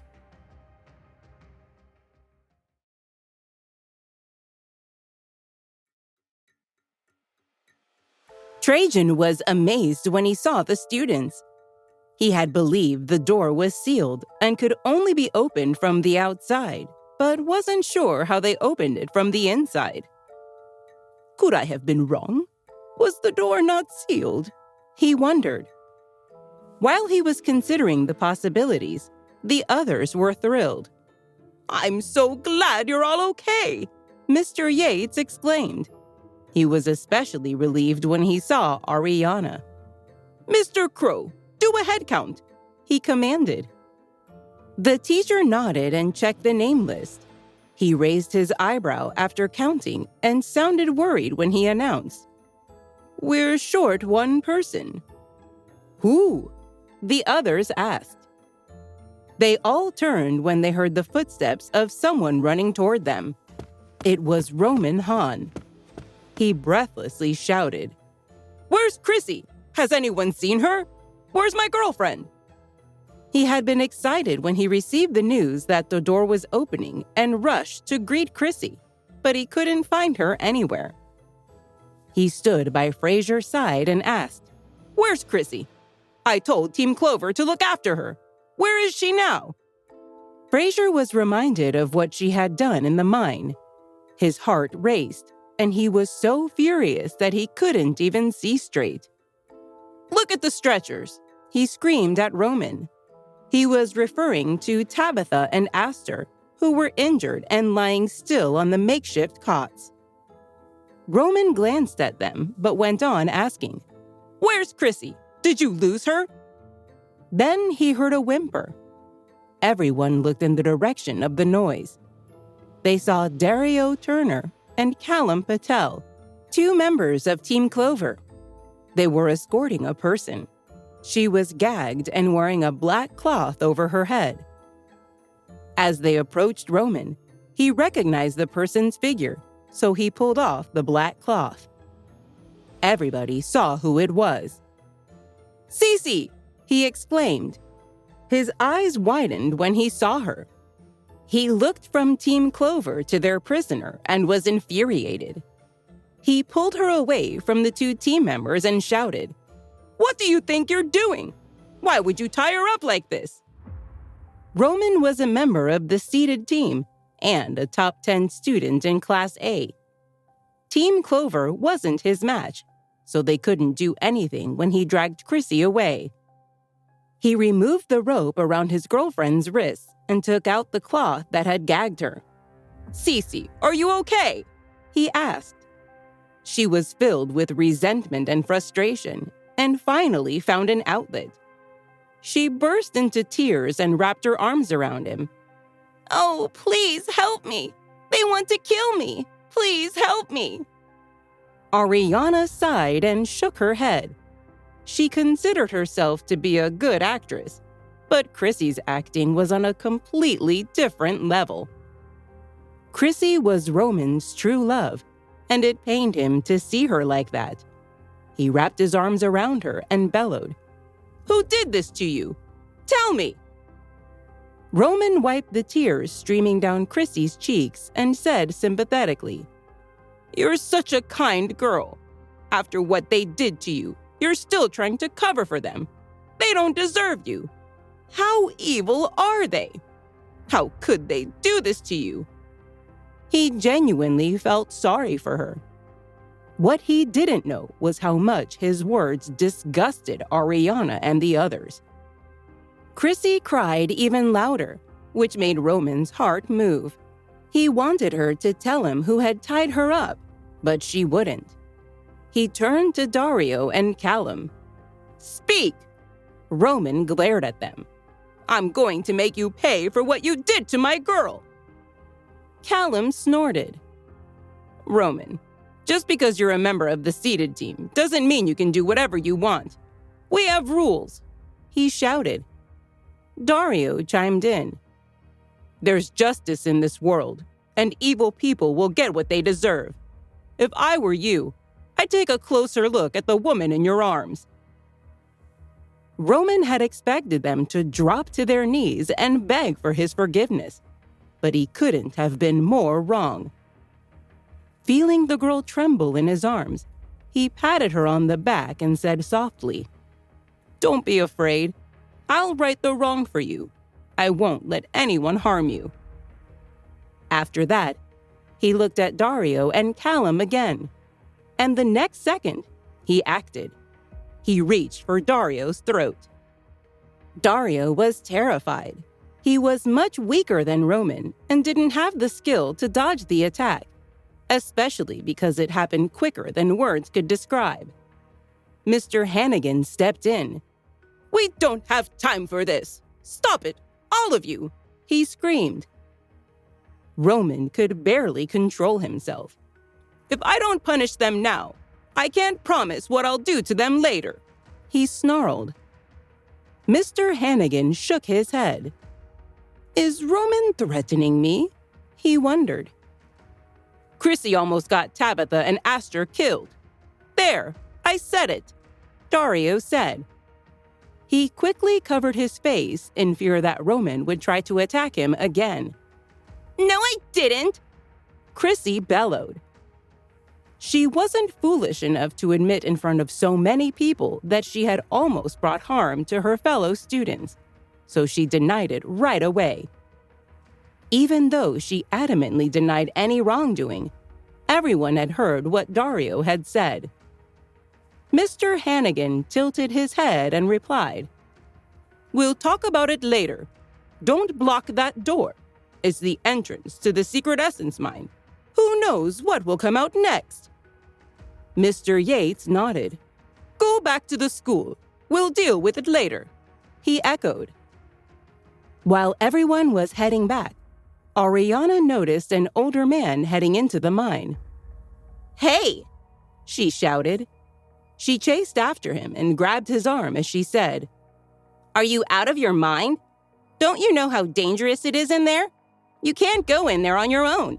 There are 100,000 tunnels and countless spirit stoneworms inside." Trajan gave her a strange look. Everyone else turned to stare at her. It was obvious that she didn't know who he was. As a prominent figure of the kingdom and a level 8 formation master, students weren't allowed to speak to him in such a manner. Madeline was secretly pleased to see Ariana making a fool of herself. She thought that her enemy was about to lose her life for her faux pas. Ariana continued with her warning. "Stay away from that mine if you don't want to die." Trajan smirked and glanced at the tutors. Mr. Yates intervened. "Ariana, this is Trajan Turnberry." "I don't care who he is. This mine has more than a few formations. If you go in alone, you'll never come out," she said. Trajan sucked his teeth and replied, "That's a bold claim, young lady." Seeing that he was angry, Mr. Yates raised his voice as he explained, "Trajan knows formations. He's the—" She cut him off. "I think his knowledge is quite limited," she commented. Madeline couldn't help but laugh at her statement. Ariana was more arrogant than she had expected. Madeline was looking forward to becoming Trajan's disciple because she knew just how powerful the man was. Despite Ariana's forewarnings, Trajan shook his head and walked toward the mine. She had no choice but to chase after him and gave him a paper crane. "Since you're so stubborn, I don't have anything else to say. Take this crane with you. If you can't find the way, it'll lead you out of the mine." Trajan laughed right in her face. Many others did as well. They couldn't believe how much nerve she had and thought she was insane. Trajan was considered the best formation master at Sphinx Academy. "Is this your formation tutor, Mr. Klein?" Mr. Ortega asked Ariana. She nodded because she remembered Mr. Klein was the formation tutor at Sphinx Academy. Not that she had learned anything from him. He sighed. "I'm Mr. Klein's teacher," he explained. Ariana nodded, but remained unimpressed. He said proudly, "And Trajan here is my tutor." He expected to see a stumped look on Ariana's face, and he was ready to hear her apology, but none of that happened. She stood unmoving. Madeline couldn't stand it anymore. "Ariana, you're so arrogant. I won't let you offend Trajan, she screamed. Trajan didn't like Ariana at all. She could sense his aversion and was about to say something to him when he turned on his heel and entered the mine. Madeline snuck in behind him. She wanted to use the chance to be alone with him to slander her enemy. She was ecstatic when she thought she could have Trajan's full attention. Meanwhile, Chrissy wasn't feeling as great as Madeline. After she and the other students returned to Sphinx Academy, they were all taken to the chief's office. She was worried about what everyone would share about their time in the mine. Mr. Yates started. "You can tell me what happened now." Before anyone could say a word, Chrissy cried. "I didn't do anything. Why would I harm Tabitha? That's not like me. It's all lies." Dario gasped and screamed. "Stop pretending you're a good person and admit what you did. Tabitha wanted to save you, but you returned her kindness by trying to kill her." Chrissy crossed her arms and pouted. She began shouting again, but the quarreling gave Mr. Yates a headache. He turned to Mr. Cunningham and said, "Have each of them write down what happened. I want every detail." How clever. I suppose Mr. Yates is wiser than I originally gave him credit for, Ariana thought. She glanced at Chrissy and saw how pale she had become. Roman smirked. "Let's do it. The devil is in the details." He cheered. Ariana smiled at him. "I'm glad you think that way," she said. He looked over at her, noting how much prettier she was than Chrissy. A feeling of temptation crossed his mind, but he quickly shook it off. The students sat down around the large table in the conference room. They all started writing, except for Tabitha and Aster, who were still unconscious. Ariana was the first to finish her statement. Chrissy's face darkened when she saw her rise from her chair and hand in the paper. She glanced at her teammates and noticed they were still writing, so she calmed down. She believed Abigail would take her side because they were best friends, and Marissa was her newest fan, so she figured she wouldn't say bad things about her either. She continued down the list and realized she probably had a lot of students on her side, so she settled her mind and finished her paper. Mr. Yates read through all the statements before giving them to the other tutors. As he walked past Chrissy, he gave her a strange look, and after the other tutors read the statements, they all stared at her in the same way. Mr. Crow was the first to speak up. "How dare you?" he growled. He was furious and disappointed. Chrissy's stomach lurched. "Tell me the truth," he demanded. She didn't know what was going on. I... She stammered as she turned to Roman for help. He took her hand and said, "Cece, don't worry. I won't let them wrong you." She cringed and breathed out forcefully before explaining her side of the story. "We set out together, and then Ariana found us. She didn't want to help us, but she still did. Probably because she didn't want to get blamed later. After helping us, she left to save someone else. The paper crane took us to the formation core, but the worms wanted to eat us. Tabitha helped me when I ran into the circle. She was so kind, but she was injured when she tried to save me. I accidentally pushed her out of the circle." She kept glancing at her boyfriend as she spoke. He was staring at her with admiration, which made her break into tears. "She's the kindest girl in the world," he thought. He patted her back and said, "Don't cry, my love." "I'm so worried about Tabitha," she wailed. "Please don't be upset. You're such a kind girl. I'm sure Tabitha knows you did the right thing," he replied.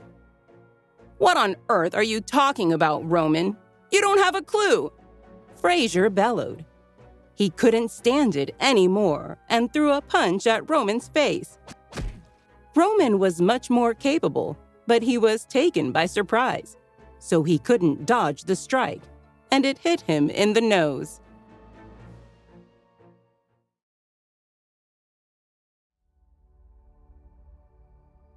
Roman raised his hand, ready to retaliate. However, Mr. Hannigan shook his head and shouted, "Roman, stop!" The boy was dumbfounded. Because of his talent, his tutors had always favored him and had never scolded him before. "Get down here immediately!" Mr. Hannigan exclaimed. He was genuinely angry. Roman rubbed his nose and glared at Fraser. He was determined to get back at the boy later. When he walked up to Mr. Hannigan, the teacher stuffed a stack of papers in his hand. "Read them," he commanded. "This is going to be so boring. Why do I need to waste my time with these stories?" he wondered.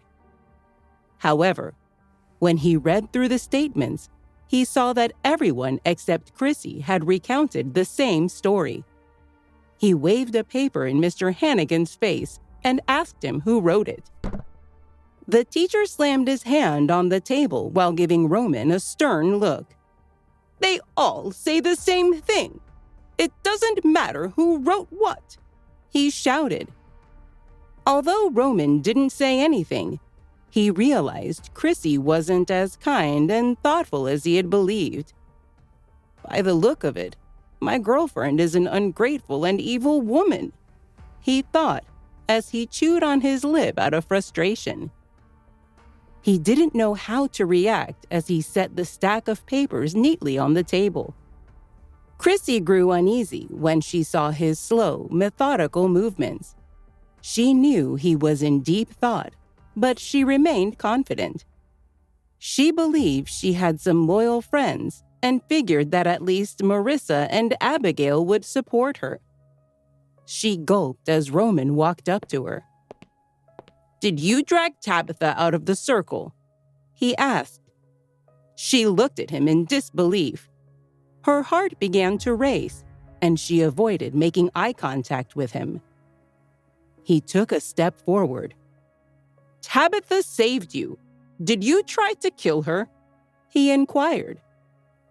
She looked down at her shoes, not knowing what to say. He took another step forward and glowered at her. "You're so evil," he whispered. She backed away as he continued to move closer. "It wasn't me! I didn't do that!" she screamed. "I would never do such a thing! I would rather die than have someone give me their life. You know what kind of person I am." "But everyone wrote in their statements about how you betrayed Tabitha, the person who saved you," he bellowed. She was shocked. "Did you say everyone?" she asked as she gritted her teeth. "All of them?" He nodded. "Yes, everyone but you." He moved toward her until he was so close she could feel his warm breath on her skin. She cringed and took a step back to get some space. She couldn't believe her friends had betrayed her. Suddenly, she screamed, "Abigail!" Abigail had made up her mind when she wrote her statement. She knew Chrissy wasn't a worthy friend after she saw what she did to Tabitha. "I'm sorry," Abigail moaned. "She saved you, but you betrayed her and almost got her killed. I can't lie about that. Otherwise, it'll haunt me for the rest of my life. And I can't be friends and defend someone who behaves in such a despicable way."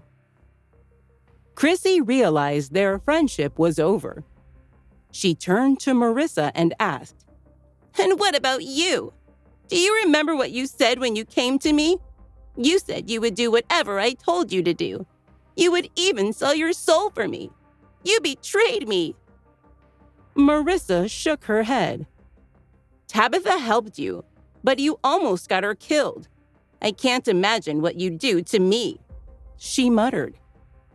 Marissa continued. If I get in your way one day, you won't hesitate to kill me. I'm not brave enough to follow someone like you. I'm sorry. She shrugged her shoulders and walked away. Tears filled Chrissy's eyes. She felt alone and pathetic. She looked around the room and noticed Tristan standing in the far corner. She ran up to him and cried, What about you? Are you going to betray me too? Didn't you say you and Ariana were at odds? Didn't you say you'd never forgive Ariana for ruining your family? He felt conflicted. He had wanted to help Chrissy, which is why he had joined her team. However, he was bewildered by everything that had happened. He also knew that although Ariana was his archenemy, she was beyond his reach. He had thought she was a level 6 spiritual lord, but after seeing her fight, he realized that she was a level 9 spiritual lord.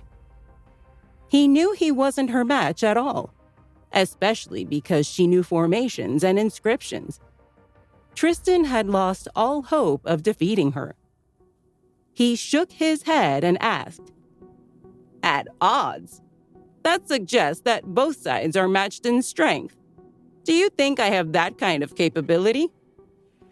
She started to become desperate. The more people she asked, the more hopeless she felt.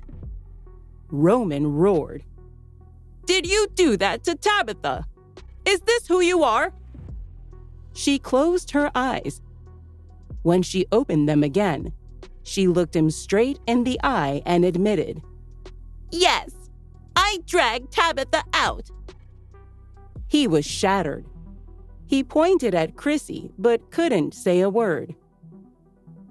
In a way, I guess she is an incredible person, he thought. She can pretend to be fragile or kind when she needs to, but when she's exposed, she becomes utterly frantic and nasty. He walked across the room in too much pain to talk to her any longer. You admitted it quickly enough, Tabitha said to Chrissy. You're still alive. I don't owe you anything, Chrissy growled back at her. Tabitha's voice was filled with hatred. Do you know what you've done to me? You've made me lose hope in people. From now on, I'll hesitate before I save anyone. I'll wonder if they'll turn out to be as ungrateful as you. I don't have that unconditional kindness anymore. She took a deep breath and continued. But I want to thank you, Chrissy. You made me see the world from a different angle. I was so naive before. Ariana felt sorry for Tabitha, but she was pleased to see her change. The incident had been a hard blow to her, but it had also helped her grow. She patted her on the shoulder. You're still alive, and that's what matters, she said. Tabitha smiled and nodded. Yes, luckily, I'm still alive. She turned to Mr. Crow and declared, Chrissy must be punished for what she did. Chrissy scowled at her. That look you're giving me shows that you haven't repented. I won't let you off the hook so easily, she asserted. Chrissy clenched her fist but didn't dare say anything. Inform her parents, Mr. Crow said to Mr. Yates. It's not something the Academy can handle on its own. We must send for her parents. Chrissy sucked her teeth. She had always been a good daughter in her parents' eyes. Telling them what had happened would be a humiliation. She looked over at Ariana. If it hadn't been for her, things would never have turned out like this, she thought. Although her family wasn't one of the 9 major clans, it was still an influential one.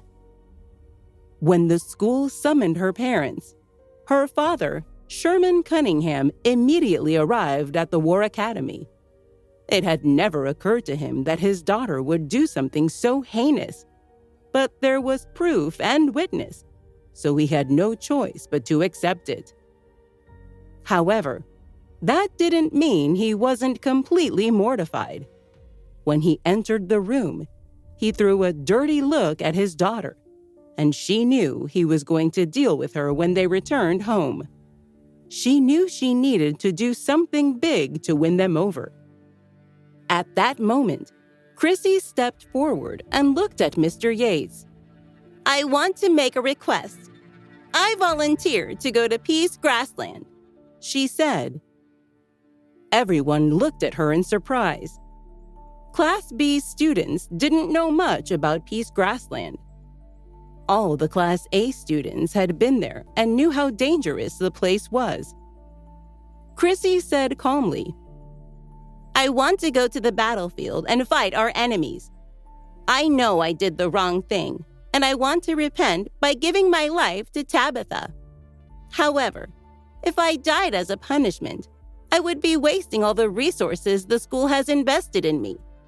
Instead, I want to fight the Blue Sky soldiers at Peace Grassland. It'll be a good way to spend the rest of my life.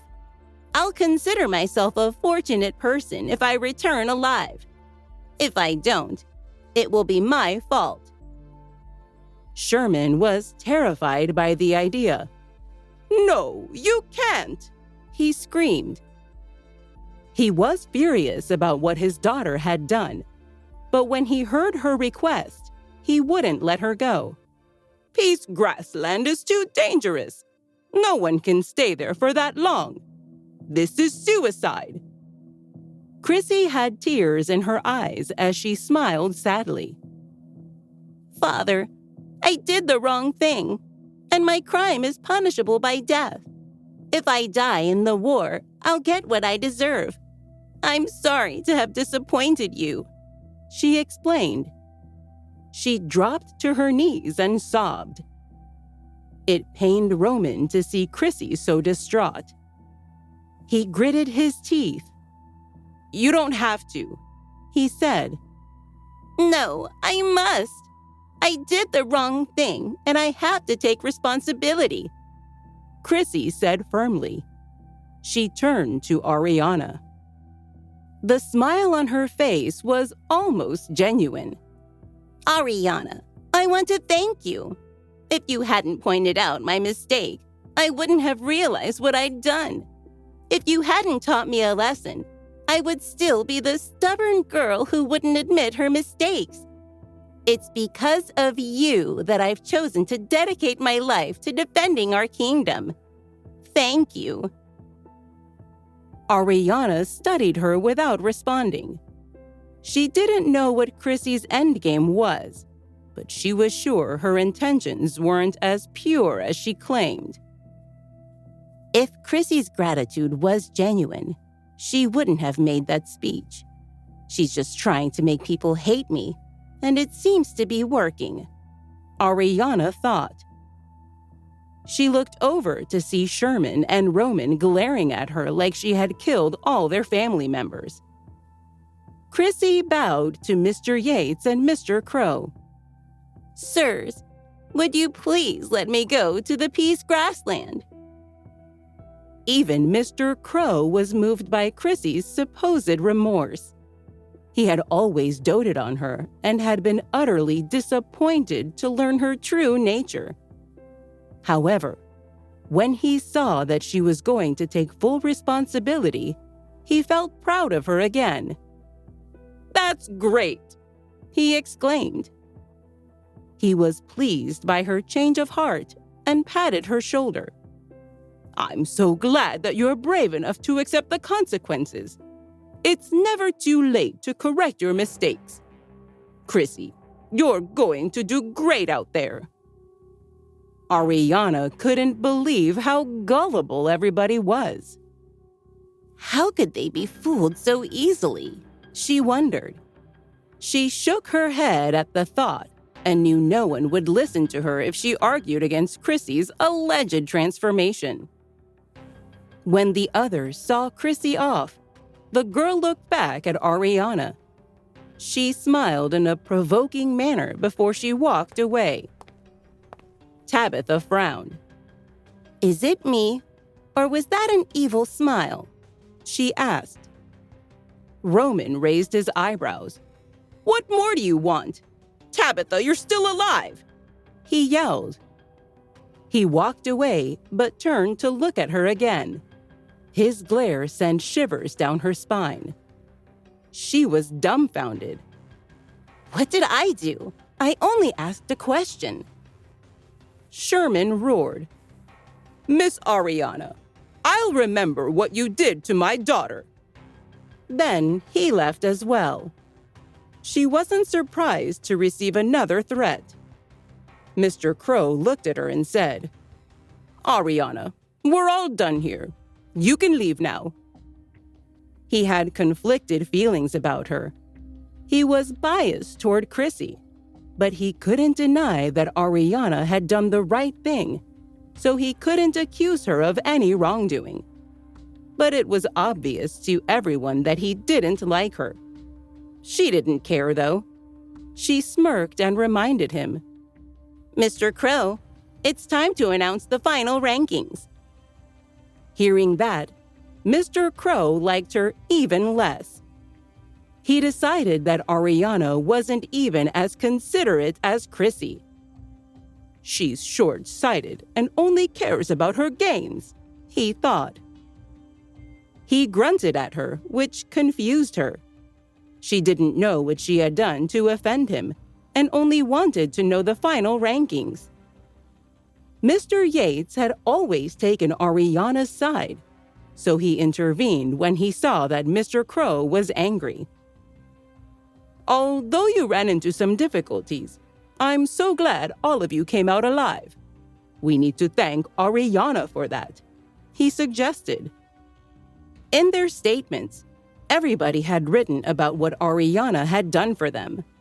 Some went into great details, and others only mentioned it in passing, but nothing could change what she had accomplished.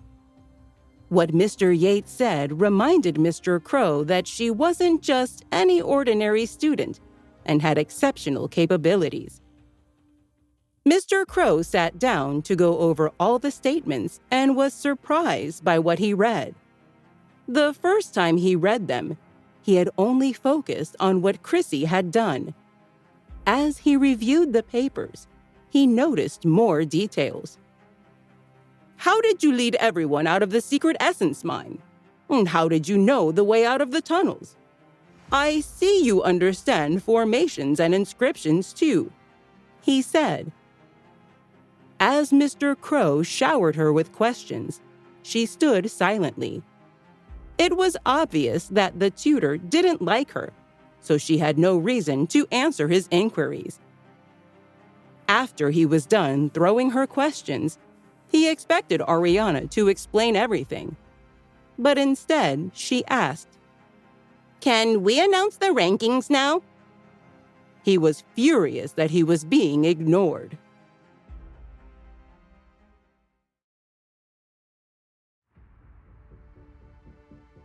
Mr. Crow looked at Ariana and said, "We should all learn to be more forgiving." He hoped she would be a little more understanding toward Chrissy and the position she was in. Ariana shook her head. "A leopard cannot change its spots," she replied. The teacher was visibly frustrated and felt she was too difficult to teach. He preferred Chrissy, who was more obedient. "Gather everyone on the sports ground. We'll make the announcement," he said. He sounded somewhat disappointed. After they heard his announcement, all the Class B students rushed to the sports ground, and Team Clover was left behind. Mr. Hannigan asked curiously, "What am I reading here? Did Ariana lead you out of that mine?" Tabitha nodded. "Sir, she's much more capable than you think," she mumbled. He looked at her curiously. "In that case, are you saying that she's good enough to join Class A?" he asked. Tabitha and her friends were taken aback. Fraser said bitterly, Mr. Hannigan, you're just making fun of the rest of us. The teacher was relieved until Fraser added, She's beyond that. I'm sure she'll be among the top 5 students in our class. Fraser hesitated before turning to his teammates for their opinion. When he looked over at Tabitha, she shook her head. Top 5? No. She'll be the best student in Class A, she said. Mr. Hannigan had been amazed by Ariana, but when he heard their views on the girl's abilities, he thought they were exaggerating and didn't believe them. Fine, he said. He stopped them from continuing with their praise for Ariana with a wave of his hand. Go back to your class. May we ask why the ground caved in? Tabitha inquired. The information was being kept confidential, but because Tabitha and her team had almost been killed, they hoped for an explanation. Mr. Hannigan looked at Mr. Yates with an unnerving stare. Mr. Yates shook his head. Fenton Grace slashed the ground open with a single strike, he declared. Fenton Grace? Tabitha asked. She and the others were surprised. As in, Master Fenton Grace from our textbooks? He nodded reluctantly. They had assumed that the man had passed away many years ago.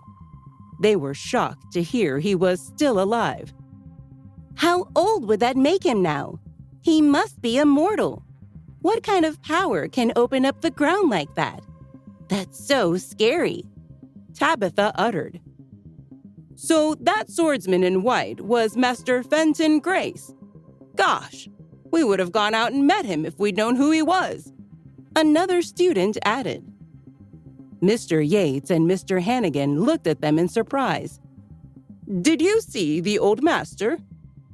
Yes, he wasn't old at all, though, Tabitha replied. Mr. Hannigan said, So he's still active after all these years. You know, he was here when Sphinx Academy was first established. What does he look like now? I didn't see, Tabitha answered. We were too far away and didn't dare move closer. Ariana got close to him, though. What? Did Ariana see him? Did she walk up to him? The teachers asked. Why wasn't she killed? Tabitha shrugged and said, I don't know. I think she even talked to him. Both Mr. Hannigan and Mr. Yates were astonished. She talked to him? Doesn't she know how formidable he is? His master was Master Mage, who once ruled the continent, Mr. Yates said in a whisper.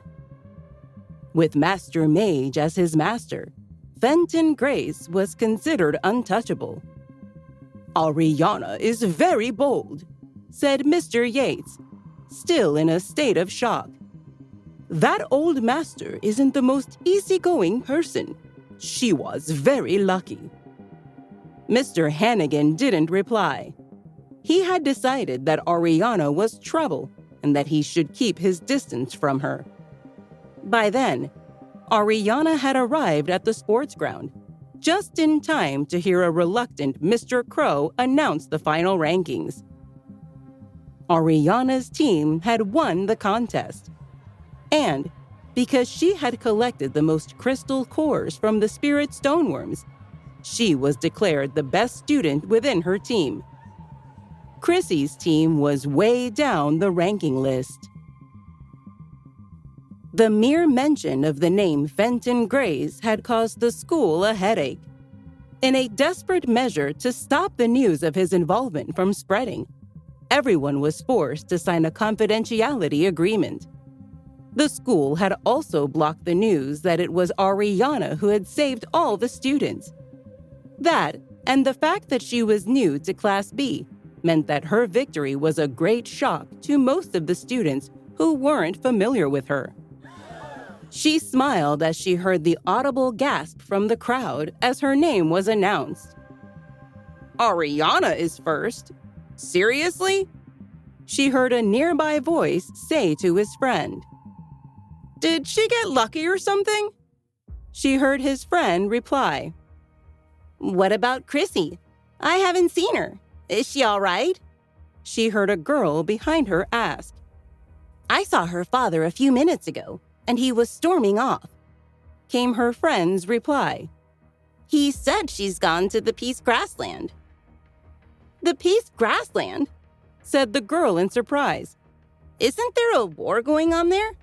Why would she choose to go there?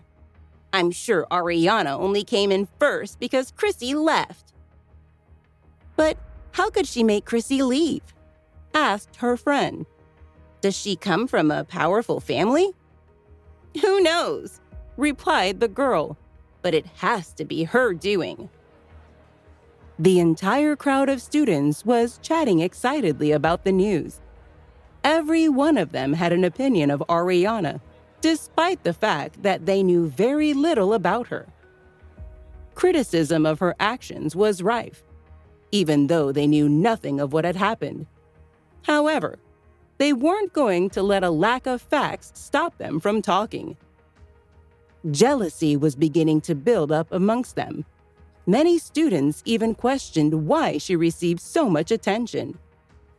She put her head down and pulled up her collar in an attempt to disguise herself. Public opinion certainly was not on her side. Sean Fitzgerald and his friends were particularly frustrated. They were convinced Chrissy had gotten what she deserved, but everyone was blaming Ariana instead. The other students had no idea that Ariana was their savior. She had saved the Clover team, new formations and inscriptions, and was a supreme-level medicine refiner. But no one was listening when they told those around them the truth. Everyone just looked at them as if they'd lost their minds. "It's true!"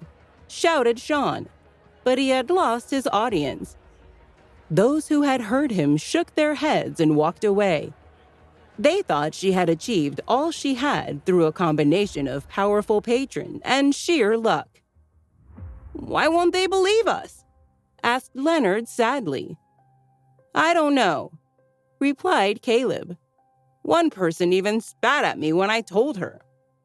He sighed. "But I don't care. I'm just glad I can consider her my friend." "Yes," agreed Leonard. "Even Marissa can't claim that." Standing nearby, Marissa had heard everything. Anger filled up inside her when she heard her name. Never once had she wanted to be friends with Ariana. His words were a lie. However, deep down, she knew just how capable Ariana was, and that she would never be able to match her, no matter how hard she tried. A feeling of hopelessness overwhelmed Marissa. She hated Ariana and wanted to destroy her, but that task would be like an ant threatening to kill an eagle. She walked away, full of despair. But as she walked, she resolved to work very hard in the future, hard enough to make her capable of being a worthy enemy. Coming first in the mission meant that Ariana should have been promoted to Class A. However, most of the Class A students had gone to the Peace Grassland. Instead, she was posted to the Dynasty. Axel Leone was the leader of the Dynasty. It was also known as the Seeded Team. The Dynasty had its training venue in the center of the academy, close to the core of the formation. It was where the spiritual essence was at its most dense. Only the most prestigious teams got to train near the core. 10 teams made up the Dynasty in total. There was 1 varsity team, 1 junior varsity team, and 8 inferior teams. Each contained 5 members.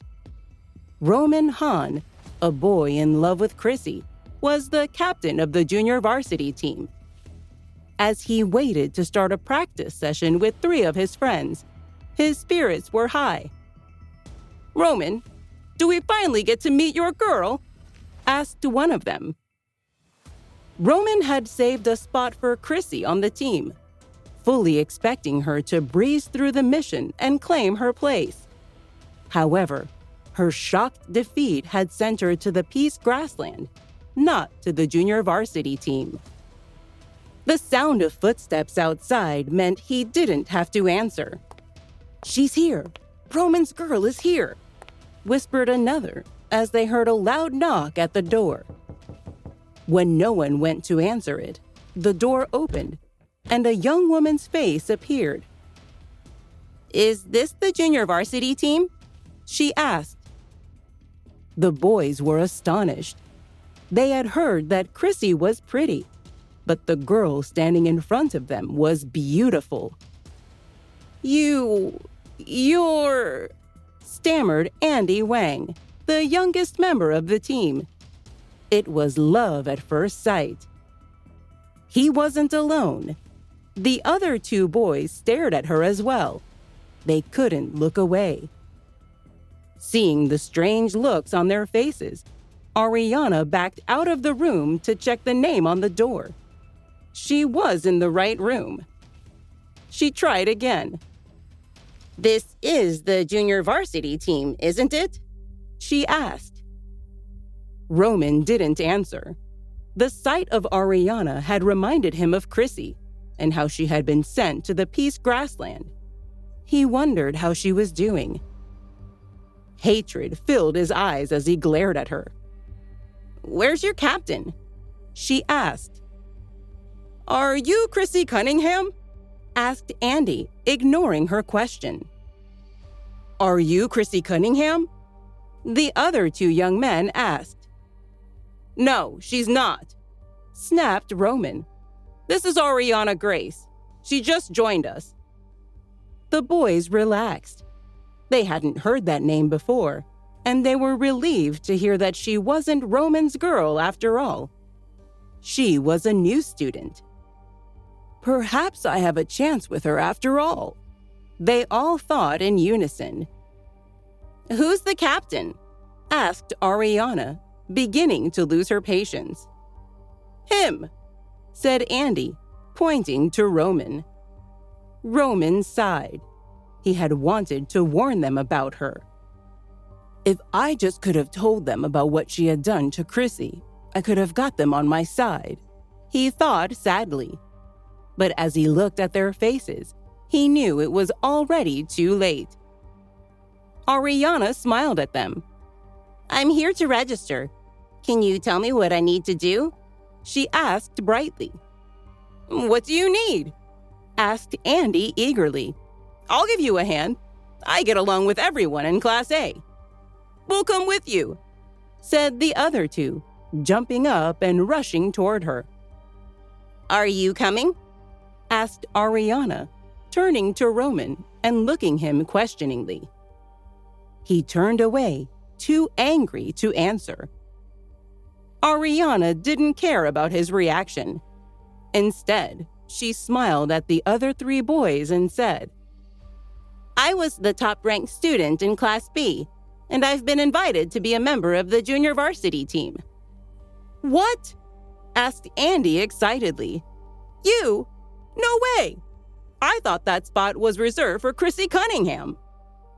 Everyone turned to Roman, expectant looks on their faces. "Ariana, you came. That's very bold of you," said Roman. He didn't look pleased to see her at all. "Why shouldn't I come?" asked Ariana, a perplexed look on her face. "I didn't lead my team into a death trap." Roman opened his mouth to argue with her, but she cut him off.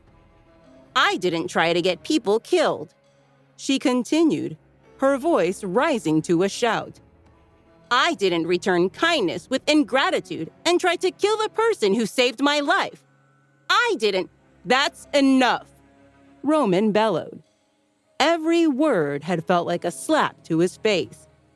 He turned to the other three boys. "It's either her or me. Make your choice," he muttered, too angry to speak. The three boys looked at him in utter astonishment.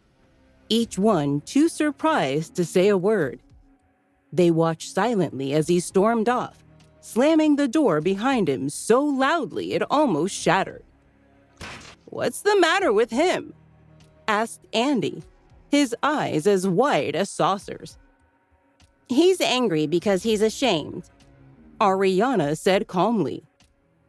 The three boys waited quietly, hoping she would explain what had happened. But they were destined to be disappointed. She changed the subject, cutting off all possibilities of them finding out what had happened. "Can we start now?" she asked innocently. Andy looked at her. Although she was new, she didn't have the demeanor of a new student. She wasn't timid and careful. Instead, she had a quiet confidence about her. Despite her looks and poise, he decided that it probably wasn't a good idea to mess with her. He sighed, deciding to take her to meet the captain of the varsity team himself. Roman wasn't prepared to do it. "Sure," he said quietly. "Let's get going. I'll take you to meet the captain of the varsity team. His name is Axel Leone." Ariana frowned. That name sounded familiar.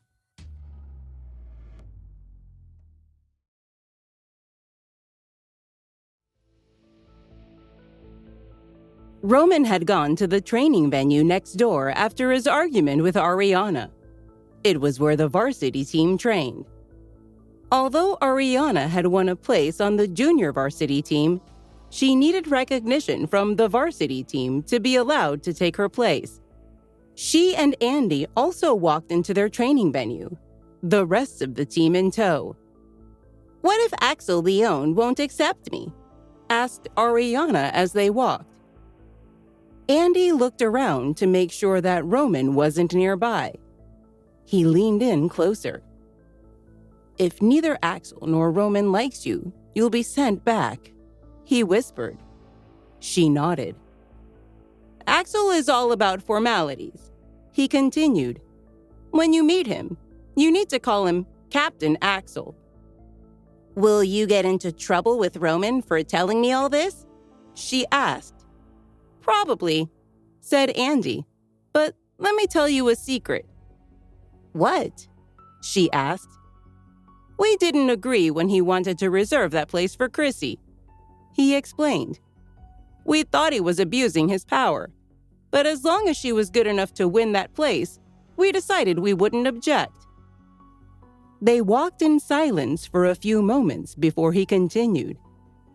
"I don't know how you got here, but he very obviously doesn't like you. Unfortunately for him, Captain Axel will only play by the book. I don't think you'll be with us for much longer." She looked at him in surprise. Andy wasn't as naive as he appeared to be. The friendly boy next door act was just a disguise. "In which case, it won't hurt anybody if I just show you around," he said in resignation. "Sure," she replied. "If I don't like what I see, I don't have to join." Andy and his teammates looked at one another in amazement. They couldn't believe her arrogance. They had thought she might not be good enough for their team, and that Roman and Axel would throw her out. As it turned out, she didn't think they were good enough for her. They walked on in silence. Andy and his teammates were too surprised to speak. Her arrogance was beginning to annoy them. Secretly, they even began to hope that Axel might take her down a peg or two. Unfortunately for them, they didn't know that she could make such a claim. Roman had arrived at the varsity team training venue before Ariana. The team was warming up as he walked in. "What's wrong? You look angry," asked Miguel Vidal, a varsity team member and good friend of Roman.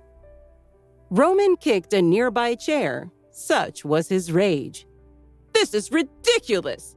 he shouted. "Has someone offended you?" asked Miguel. Was it your lovely fiancé? The mention of Chrissy made Roman even more furious. Roman buried his face in his hands, his anger quickly replaced with a feeling of despair. Miguel was astonished. They had been friends for years, but he never before had seen Roman so emotional. "What happened?" he asked, pouring him a drink of water and handing it to him. He picked up the fallen chair and sat down. "We're friends. You can tell me." When Roman didn't answer, he continued. "If I can't help you, there's always Axel. Have you forgotten how close we are?" Miguel and Axel were indeed very good friends. Roman rubbed his eyes, fighting an urge to cry. "Cece is dead," he said so quietly that Miguel almost missed it. "What?" he said. "Are you sure? What happened? She was perfectly fine 2 days ago, wasn't she? You even saved that spot for her on your team." Roman didn't answer. He was too busy trying to swallow his tears. "I told Axel about your idea, and he agreed," continued Miguel. "Even I was surprised, if I'm honest with you. It proved that Axel had recognized her true capability. How did she die? Did someone kill her?" Roman was pleasantly surprised when he heard Miguel's words. "Did he agree to give that place to Cece when you told him my idea?" he asked excitedly. If that was the case, it meant that Axel might take care of Ariana for him. Miguel paused. "Not quite in so many words," he said cagily. "I suggested we take a Class B student and train them to our requirements as a replacement for Sunil. He's in such poor health now." Roman looked at him, not sure whether he liked what he was hearing. Axel immediately said yes. Continued Miguel. "He said to choose the best student in Class B." He paused. "Everybody knows that Chrissy is the best, so it was obvious that the place would go to her." But Roman had stopped listening. Lost in thought, he was trying to work out if Ariana had overtaken Chrissy as the best student in the class. He knew she was strong, but never having seen her fight, he couldn't say for sure. As for Axel, Roman could only hope he was too busy to notice a new student. He had to rely on him only hearing news about Chrissy's achievements. However, Miguel's words reassured him. Axel appeared to be on his side after all. "Ariana, you're dead," he said to himself, satisfied that things might just go his way after all. "What happened to Chrissy?" asked Miguel, interrupting his reverie. "How did she die so suddenly? Why didn't I hear anything?" Roman had gone to the varsity team ahead of Ariana because he wanted to get his side of the story across first.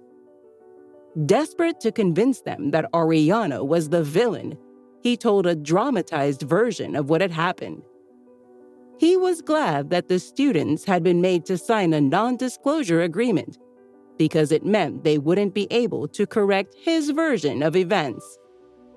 He quickly made Chrissy out to be the innocent party and Ariana out to be a villain, intent on setting her up. "Cece is still alive now, but she's as good as dead," he said as he finished his tale. "She was forced to go to the Peace Grassland to become a member of the Suicide Squad." As Roman continued his story, other members of the varsity team wandered over to listen. "This Ariana girl sounds outrageous," shouted Miguel vehemently. "I can't believe anyone would be so vile." "Wait, something doesn't add up," said Turin, another member of the team. Miguel looked at him. He hadn't noticed that other students had joined them. "I think you may have missed a few details," said Turin. I think there are some loopholes in that story. You said Chrissy offended Ariana, and that Ariana set her up and forced her to go to the Peace Grassland. Roman nodded. That's right. He agreed. Were you there when that happened? Asked Turin.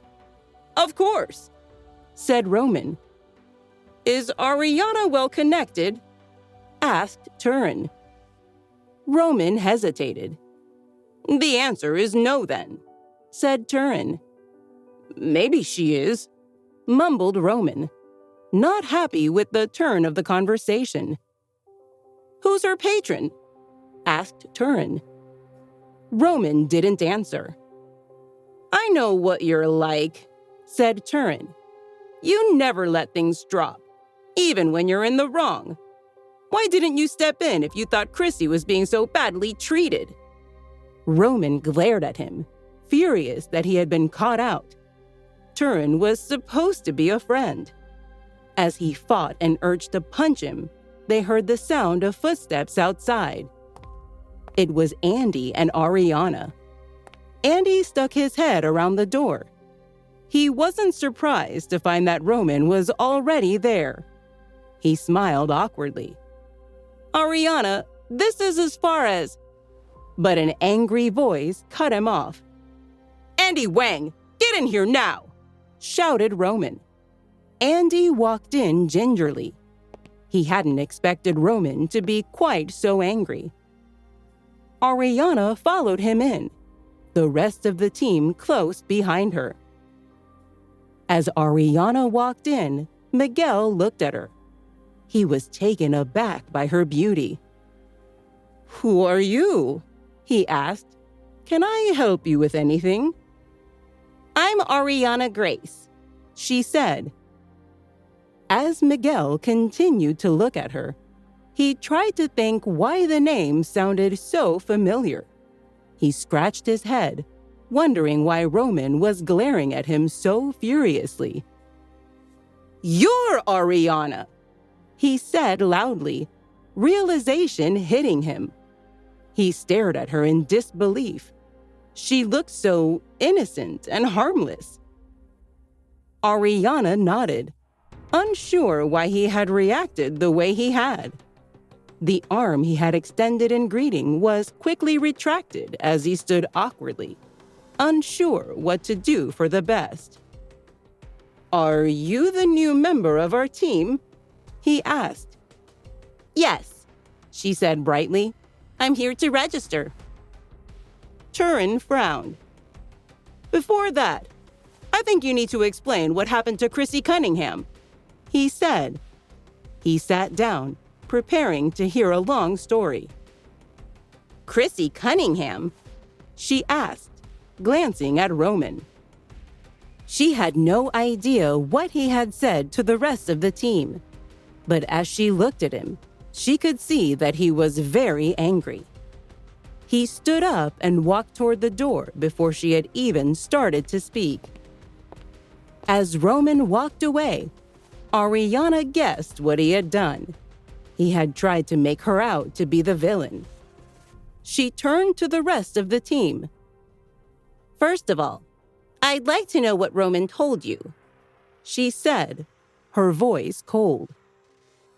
Roman stopped. He knew his story was about to be blown wide open.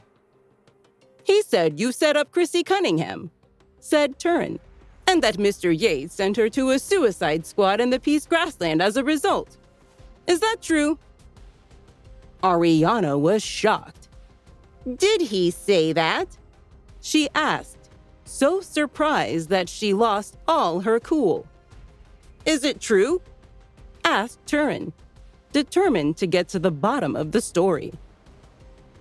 Ariana didn't answer him. Instead, she walked up to Roman and looked him squarely in the eye. Do you have the guts to tell that story again in front of everyone? Roman looked at her. He clenched his fists in an attempt to stop himself from shaking. Of course, he said, his voice cold. I'm not scared of you. I've told them the truth. I don't believe you, she said very slowly. Not once did her eyes leave his. I'm taking you to see Mr. Yates and Mr. Hannigan. I'd like to see you tell that story to them. With that, she grabbed him by the wrist and dragged him toward the door. Too surprised to react, Roman allowed himself to be pulled along by her. Eventually, he tried to break free, but her grip was so powerful it felt like a vice had encircled his arm. He just couldn't get away from her. There was nothing he could do. Roman Hahn, the captain of the junior varsity team, was being dragged away like a dog on a leash. Is she even human? Wondered Andy as he watched the scene in front of him. Panic began to overwhelm Roman at the thought of Mr. Yates' reaction when he heard what he had done. He tried even harder to struggle free. To his frustration, he found he still couldn't get away. But as he floundered helplessly, humiliation began to wash over him. Never before had he felt so defeated. He had always been proud of his strength. As he looked at her, all his plans to teach her a lesson evaporated. "Stop!" shouted Miguel. He had had enough of the spectacle in front of him. "Let go of him." But Ariana didn't take kindly to being told what to do. "Out of my way," she said, her tone impatient. Miguel didn't move. "Don't make me say it again," she said, trying her hardest to keep a lid on her temper. If he didn't move, she would quite happily make him. Once again, the sound of footsteps approaching from outside calmed the tension. The door burst open, and a tall, strong-looking young man walked in. "What's going on?" he asked in a stern and authoritative voice. "Captain Axel," said Andy. "Axel," said Miguel. "Boss," said Turin. It was none other than Axel Leone himself, and two of his teammates were with him. Together with Turin and Miguel, the entire team was in the room. "Axel!" shouted Roman. "Help me!" Axel didn't answer. He looked around him, trying to work out what had happened. As his gaze landed on Ariana, he paused, wondering who she was. He wasn't aware of such a beautiful girl being in the academy. All he knew was that a pretty girl had joined recently, and that her name was Ariana Grace. His friend Jake had asked him to watch over her.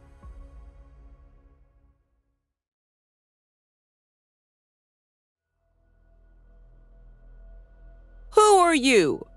asked Axel, although he had an inkling that he already knew the answer. Miguel answered for her. "Her name is Ariana Grace, and I don't know where she came from, but she seems to think she can run wild here. I don't know who she thinks she is." He was so angry that his face was like thunder. Roman was his buddy, and it was humiliating to see him being dragged around like that. But Axel hadn't heard anything after the name Ariana. He had been right. She was the girl that Jake had asked him to look after. Axel had been away for a while, so he had asked Caleb Flint to keep an eye on her in his absence. What he didn't understand was that she was supposed to be new, yet there she was in the varsity team training venue, a place where no one from Class B should be. "You're Ariana?" he asked incredulously. She nodded. He looked at her, holding Roman by the wrist. He was a member of his team, a top 10 student in Class A no less, Yet he had been completely subdued by a new girl from Class B. It didn't seem to him as if she needed looking after at all. Mistaking Axel's silence for distaste, Miguel decided to tell him the story that Roman had made up. In the end, he told Axel exactly what he thought of Ariana. "Axel, she's so arrogant," he complained. "We can't have her on our team." Axel had the right to turn down any candidate, and Miguel and Roman knew it. They looked at him expectantly, desperately hoping that he would overlook her good looks and focus on her personality instead. Everybody else in the room gave Ariana sympathetic looks. They had been told how she had pushed Chrissy away and stolen her place. Once Axel knew, they were convinced she would never be accepted. After all, Miguel was Axel's best friend, and he had believed Roman unconditionally. However, after what felt like an age, Axel eventually spoke. He walked up to Ariana, looked into her eyes, and smiled. His eyes were full of warmth. "So, you're Ariana," he said. "I've heard so many good things about you. Who would have thought you could have achieved so much at such a young age?" He went to put his arm on her shoulder, but remembering that she was protected by Jake Grace, he withdrew it awkwardly. He didn't dare offend his friend. Jake had warned him that she was his equal, not his junior. Upsetting her just wouldn't do. Roman and Miguel looked at each other in utter horror. Axel's reaction couldn't have been further away from what they had expected. And they weren't the only ones. Andy looked as if he had been struck by lightning. It was the last thing he had expected to happen. He stared at Axel, his mouth open. Turin wiped his eyes, convinced they were deceiving him. "Axel, are you okay?" asked Miguel, his voice trembling with fear. "According to Roman, Ariana isn't what she seems. It turns out she's not a nice person at all." Axel threw a dirty look at him. "According to Roman, you say? Do you believe everything he says? Are you an idiot?" he replied, his voice cold.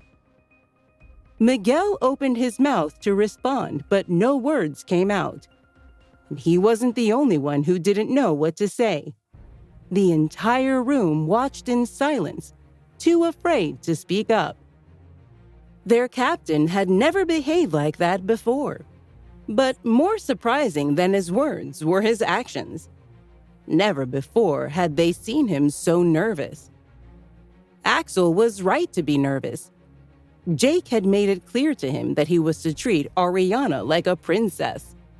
He continued to glower at Miguel. Miguel had no idea why Axel had shouted at him. He stood watching him sullenly, his surprise growing as he watched him turn back to Ariana, his face lighting up as soon as his eyes rested on her. "My lady, I mean Ariana," he stammered, addressing her incorrectly. Such were his nerves.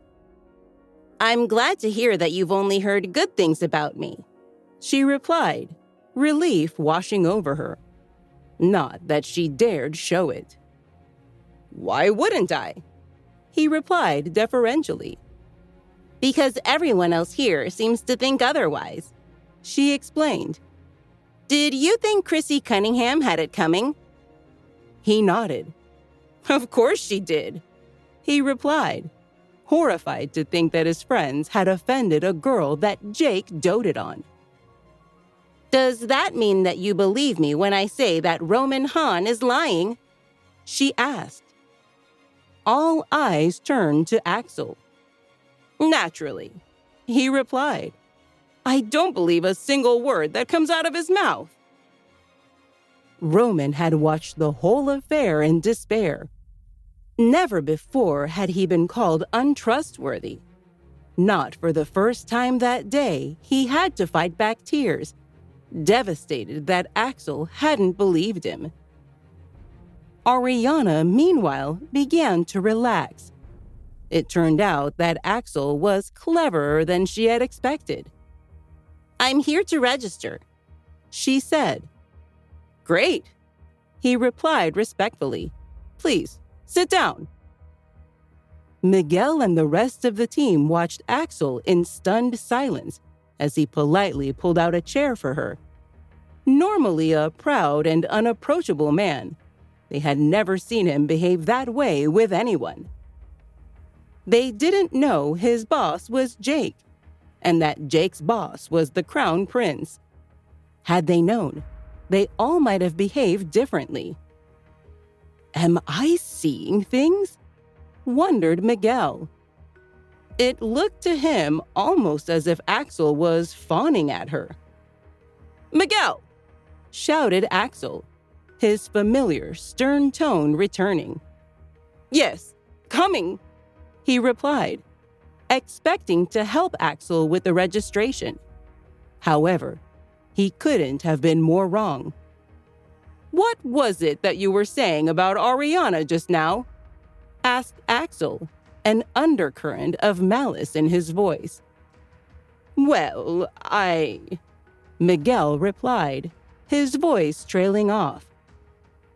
"I'm going to organize Ariana's registration," said Axel. "You stay here and reflect on what you did wrong. You're not going anywhere until you give me a satisfactory answer." Miguel wasn't sure what had surprised him the most: Axel's tone toward his supposed friend, or the fact that he was personally registering someone for the first time. Ariana certainly seemed to have a hold over him. As he watched Axel and Ariana leave, his anger boiled over. "Who the hell is that girl?" he shouted. Everybody shook their heads. "I asked around in Class B and have found out something about her," said Andy. "Speak," said Miguel. "She only joined the War Academy a few months ago," said Andy. "She started in Class E and quickly moved up to Class B. If she's here, it means she's probably at least among the top 10 students in Class A." His words were met with silence. Ariana's story was unbelievable. "She's pretty and talented," continued Andy. "No wonder Axel is making a fuss of her." "Careful," shouted Turin. Andy grinned. "I'm only saying that he seems to have a thing for her." The others chuckled when they heard Andy's teasing. "So that's what this is all about," said Turin, looking around at the others and realizing they had reached the same conclusion. "Axel is so lucky," mumbled Andy enviously. The others nodded. If they had a beautiful girlfriend like Ariana, they would have behaved the same way. Roman, however, disagreed. He felt like an idiot. He had tried to slander the team captain's girl. "Axel is gonna hate me for this," he thought sadly. "My life will become miserable." The thought made him shudder. "Will I be kicked out?" he asked the others timidly.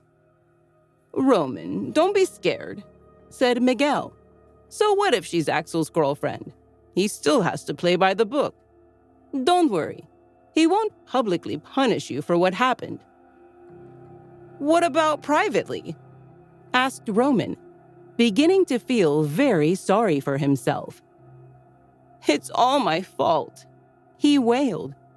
"Chrissy was sent to the Peace Grassland because she did something wrong. I was only trying to blame it on Ariana because I didn't know she was so well connected. I should have known better." "Don't be so hard on yourself," said Miguel sympathetically. "Will I be kicked out?" asked Roman. Miguel didn't answer straight away. He wasn't happy that Roman, a member of Dynasty no less, was behaving as if he had already been defeated. He should stand his ground more, Miguel thought impatiently. A wave of anger washed over him. He was determined to see Roman win the fight, regardless of who was right. Axel took Ariana to see Mr. Yates. To complete her registration, she needed the signatures of 2 of the vice chiefs of the academy. One was Mr. Yates, and the other was Madeline Monroe. Spending most of his time in the Peace Grassland, Axel hadn't been aware of Madeline's appointment. "Madeline Monroe?" he queried when he heard the news. He frowned. "Why haven't I heard of her before? Where's Cora Kennedy?" "She's gone to the Peace Grassland," replied Mr. Yates. "Miss Monroe is her temporary replacement." "Isn't she the girl with the legendary True Phoenix blood?" Axel asked. "If it's the girl I'm thinking of, she's only my age." Mr. Yates nodded. "What's her level?" asked Axel. "She's a level 1 spiritual king," the tutor replied. "At her age?" asked Axel, his eyes widening. "That's impressive. But what makes her think she's good enough to be our vice chief? We're not some makeshift school, you know." Mr. Yates gave him a warning look. "Be careful with your choice of words," he said. "But she's only a level 1 spiritual king. It just isn't good enough," said Axel. "It's only temporary," said Mr. Yates diplomatically. "But it's still against the rules," persisted Axel. "Cora Kennedy doesn't have the right to appoint her replacement." Just then, he heard a voice behind him. They were startled when Mr. Baker announced, "Miss Monroe is His Royal Highness's fiancée." They turned around to see him walking toward them. Axel was surprised by the news. "What? When did that happen? No one told me that," he said. "You've been at the Peace Grassland this whole time, and you wouldn't have come back if it hadn't been for the upcoming competition. Of course you don't know about their engagement," Mr. Baker replied smugly. Ariana raised her eyebrows. "Warwick's fiancé? It must be one of the rumors Madeline was spreading," she thought as she shook her head. Axel shook his head and said, "I don't buy it." Mr. Baker laughed. "Your opinion doesn't matter. Miss Madeline is the Crown Prince's future wife, and you can't change that," he exclaimed. Axel looked over at Ariana and thought, if Madeline is going to marry the Crown Prince, and Ariana is Jake's girl, then that would mean Ariana is at a lower status than Madeline. He already believed that Ariana was close to Jake, so he asked, "Ariana, do you know if Madeline is His Royal Highness's fiancée?" All eyes were on her. Before she could reply, Mr. Baker shook his head and said, "What makes you think she knows? You shouldn't bother asking her." Axel twisted his face. "Didn't Ariana join us just a month ago? She should know what's going on outside the academy better than we do. She's also pretty close to Jake Grace, the prince's confidant, so she should have some more information. She certainly has more than we do." Mr. Baker looked at him skeptically. He turned to Ariana and asked, "You're close to Jake?" He recalled that the boy was the rebellious heir of an influential family. He was supposedly very proud and hard to get along with. Ariana nodded. "Yep," she said proudly. "That's impossible. Jake is the young lord of the elite Grace family. Why would he befriend an ordinary girl like you? The teacher probed. She chuckled. I just don't know. Maybe it's because I'm pretty. She replied with a shrug. Mr. Baker was surprised by her candid response. Seeing her stunning beauty, there was nothing he could say to counter her. However, he still smirked and said, "So what if you've won Jake's heart? Madeline is the crown prince's future wife. You still have to obey her." Ariana rolled her eyes. She didn't care about Madeline's petty tricks, but she wasn't going to put up with a teacher's mocking. She remarked, "Madeline? His Royal Highness does have a fiancée, but it's not her." Everybody in the room turned to stare at her again. Axel was intrigued. "Really? His Royal Highness is engaged to someone else? To whom?" he asked. Meanwhile, Mr. Baker huffed at her and said, "Do you think we would trust you instead of Miss Monroe?" She smirked. "We aren't supposed to be discussing who Prince Warwick's fiancée is. I thought we were here to complete my registration," she replied. Suddenly, Mr. Yates came back to his senses. Even he had almost forgotten what their purpose was. After he signed Ariana's form, he told her, "After Miss Monroe signs it, you'll be a Class A student and a member of the seated team." "Wait, do I have to ask for her signature?" Ariana inquired. Mr. Yates said, "Yes, that's the required procedure."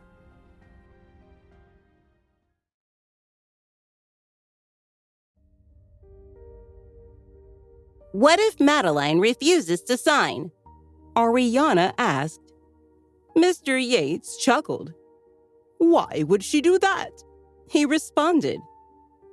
"Ariana thinks she can get whatever she wants just because she's pretty," Mr. Baker asserted. "She's disrespectful toward Miss Monroe and slanders her behind her back. It's only natural that Madeline won't sign her form." Ariana shook her head. Would it kill this man to stop criticizing me? She wondered. "I need to go out for a second," Axel said. By that point, his head was spinning. He didn't know what was going on with Madeline and hadn't even met her, so he needed to find Jake to learn more. He immediately left the academy. Being the head of the Martial Arts Society not only gave him the right to treat the vice chiefs like his equals, but also gave him the privilege to use the portal at any time. Axel arrived at the Grace's residence in no time. After a servant led him to a courtyard, he called out, "Hey, Jake, where are you?" He discovered him training at home. Since when did he start working so hard? He wondered. Jake had no choice but to practice more. Ariana was progressing quickly, and he didn't want to fall behind her. "Jake, you have amazing taste," Axel quipped. The young lord looked at him in confusion. "I'm talking about Ariana," Axel explained. He had pulled her file before he got there and hadn't been able to believe his eyes because she was such an incredible student. Given the speed of her progress, she's good enough to be one of Master Mage's students, he thought. Jake didn't pay much attention to Axel at first, but his eyes lit up when he mentioned Ariana. It had been over a month since he had last seen her, and he missed the girl. Warwick had made Jake stay home to cultivate. "Of course Ariana's amazing," Jake beamed. "My girl has to be," he said. Axel misunderstood and became convinced that Ariana and Jake were a couple. How's she doing? Which class is she in? Jake asked. Axel announced excitedly. She's about to join Class A and our seeded team. Jake figured that given her capability, she should be in Class D, and when Axel revealed her current level, he couldn't believe it. He spat his mouthful of water out all over Axel when he heard his response. He had also attended the War Academy and knew the rules. "You're lying!" he shouted as he rolled his eyes. "Even if you want to flatter Ariana, you need to make it believable. I'm not an idiot." Axel wiped off the water Jake had spit on his face and said, "Why would I make up something like that?" He took out a sheet of paper and handed it to his friend. "Here's Ariana's file. Have a look," he suggested. Jake snatched the document out of his hand. His eyes widened when he read it. Axel smirked when he saw Jake's shocked expression. He was relieved that he wasn't the only person who couldn't believe how quickly the girl had progressed. Jake's hand trembled as he held the paper. He stared at Axel. "Is everything in this true?" he asked. The paper recorded what Ariana had achieved so far. She had been in Class E at the beginning of the first month, and then she moved to Class D, C, and B quickly. It listed that she had recently gotten into Class A and was halfway through the registration. She was also making her way into the seeded team and could be a level 8 spiritual lord.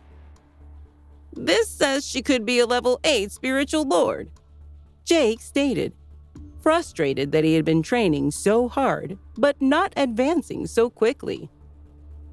Prince Warwick had stopped forcing Jake to solidify his foundation and allowed him to make breakthroughs again. Even so, Jake knew he wouldn't be able to keep up with Ariana after reading her file. "It's only been months, and she's risen from Class E to Class A. She's also become a member of the seeded team. I'm amazed, although I don't know why," he said in admiration. Axel winked at him. "You do have impeccable taste," he commented. Jake said with satisfaction, "Of course I do. All my family members are amazing." His confusing reply once more confirmed Axel's conclusion that Ariana was Jake's girlfriend. However, they were talking about completely different relationships. "I have a question," Axel announced. He wasn't there just to sing Ariana's praises. Jake nodded that he was all ears. "Is His Royal Highness engaged?" Axel probed. "Where did you hear that?" Jake asked. "I thought you've been at the Peace Grassland this whole time." Axel said, "Yes, but I heard about it as soon as I got back. She's a student in the academy, isn't she?" Jake said matter-of-factly, "That's right." He figured Axel was referring to Ariana. Axel looked stunned and sighed. "So, it is her," he muttered. Jake said, "Who else would it be?" He was alarmed that Axel seemed disappointed. "You're not in love with her, are you?" he asked. Axel shook his head. "Of course not. I haven't even met her. Why would I be in love with her? I just don't think she's good enough for the prince." Jake was perplexed. He was talking about her just a minute ago, and she was halfway through registration. They must have already crossed paths. Why is he saying he hasn't met her yet? He wondered. It didn't make sense to him. "Which girl are you referring to?" Jake asked.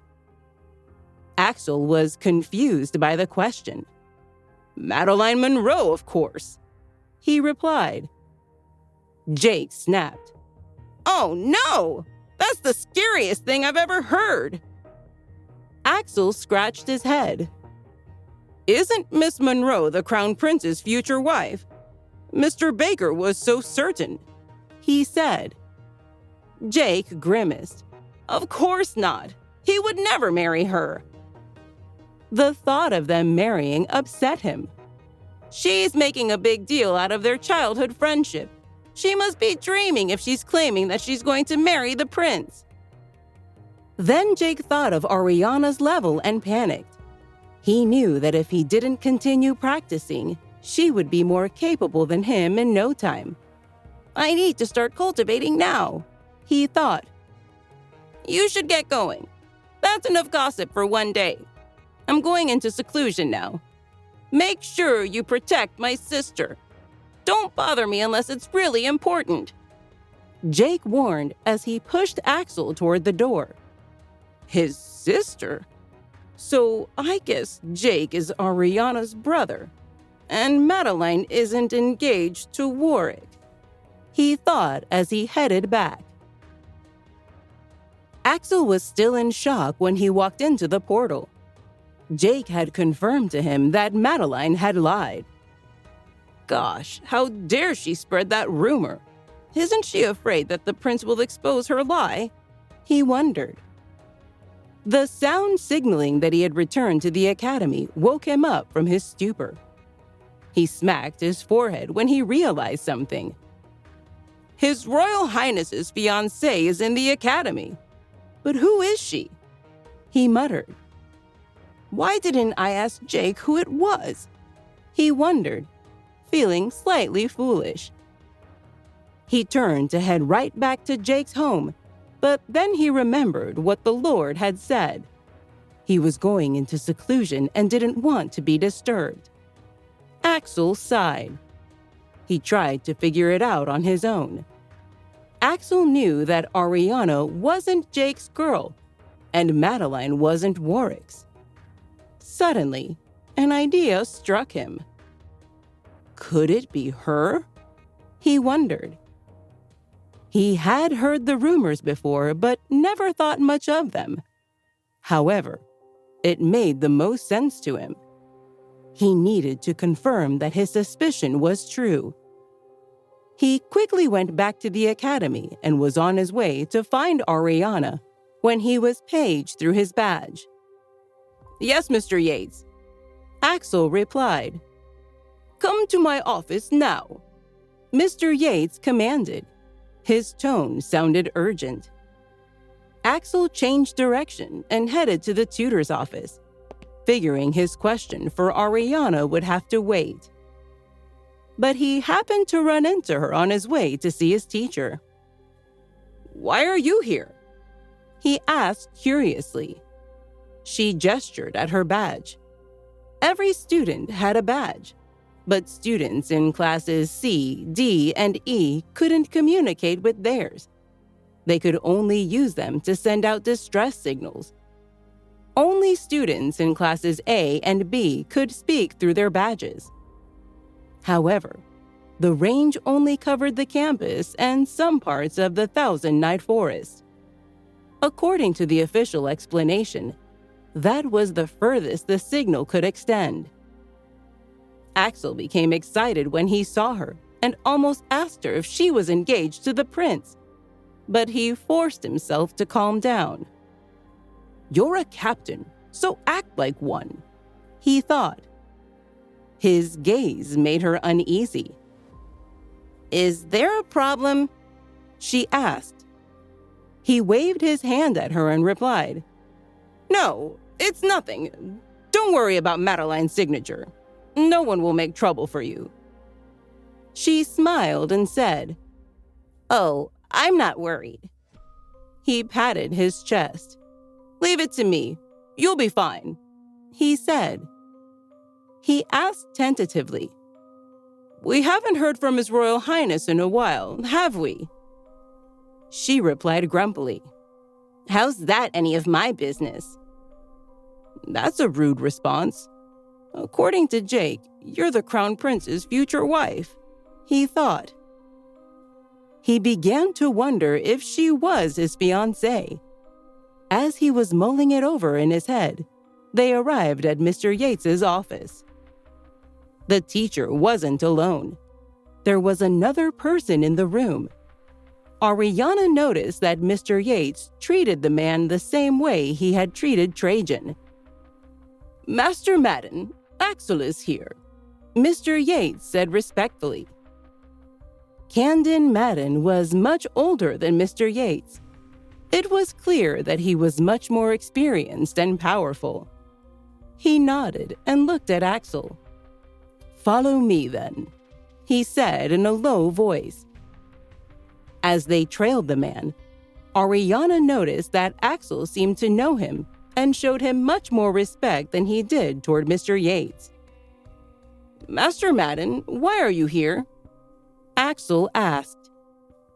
Mr. Yates explained.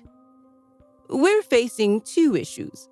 The members of the military academy's team have made great progress. If everything goes as planned, we're bound to lose the competition." Axel was surprised. "Really?" Mr. Yates nodded.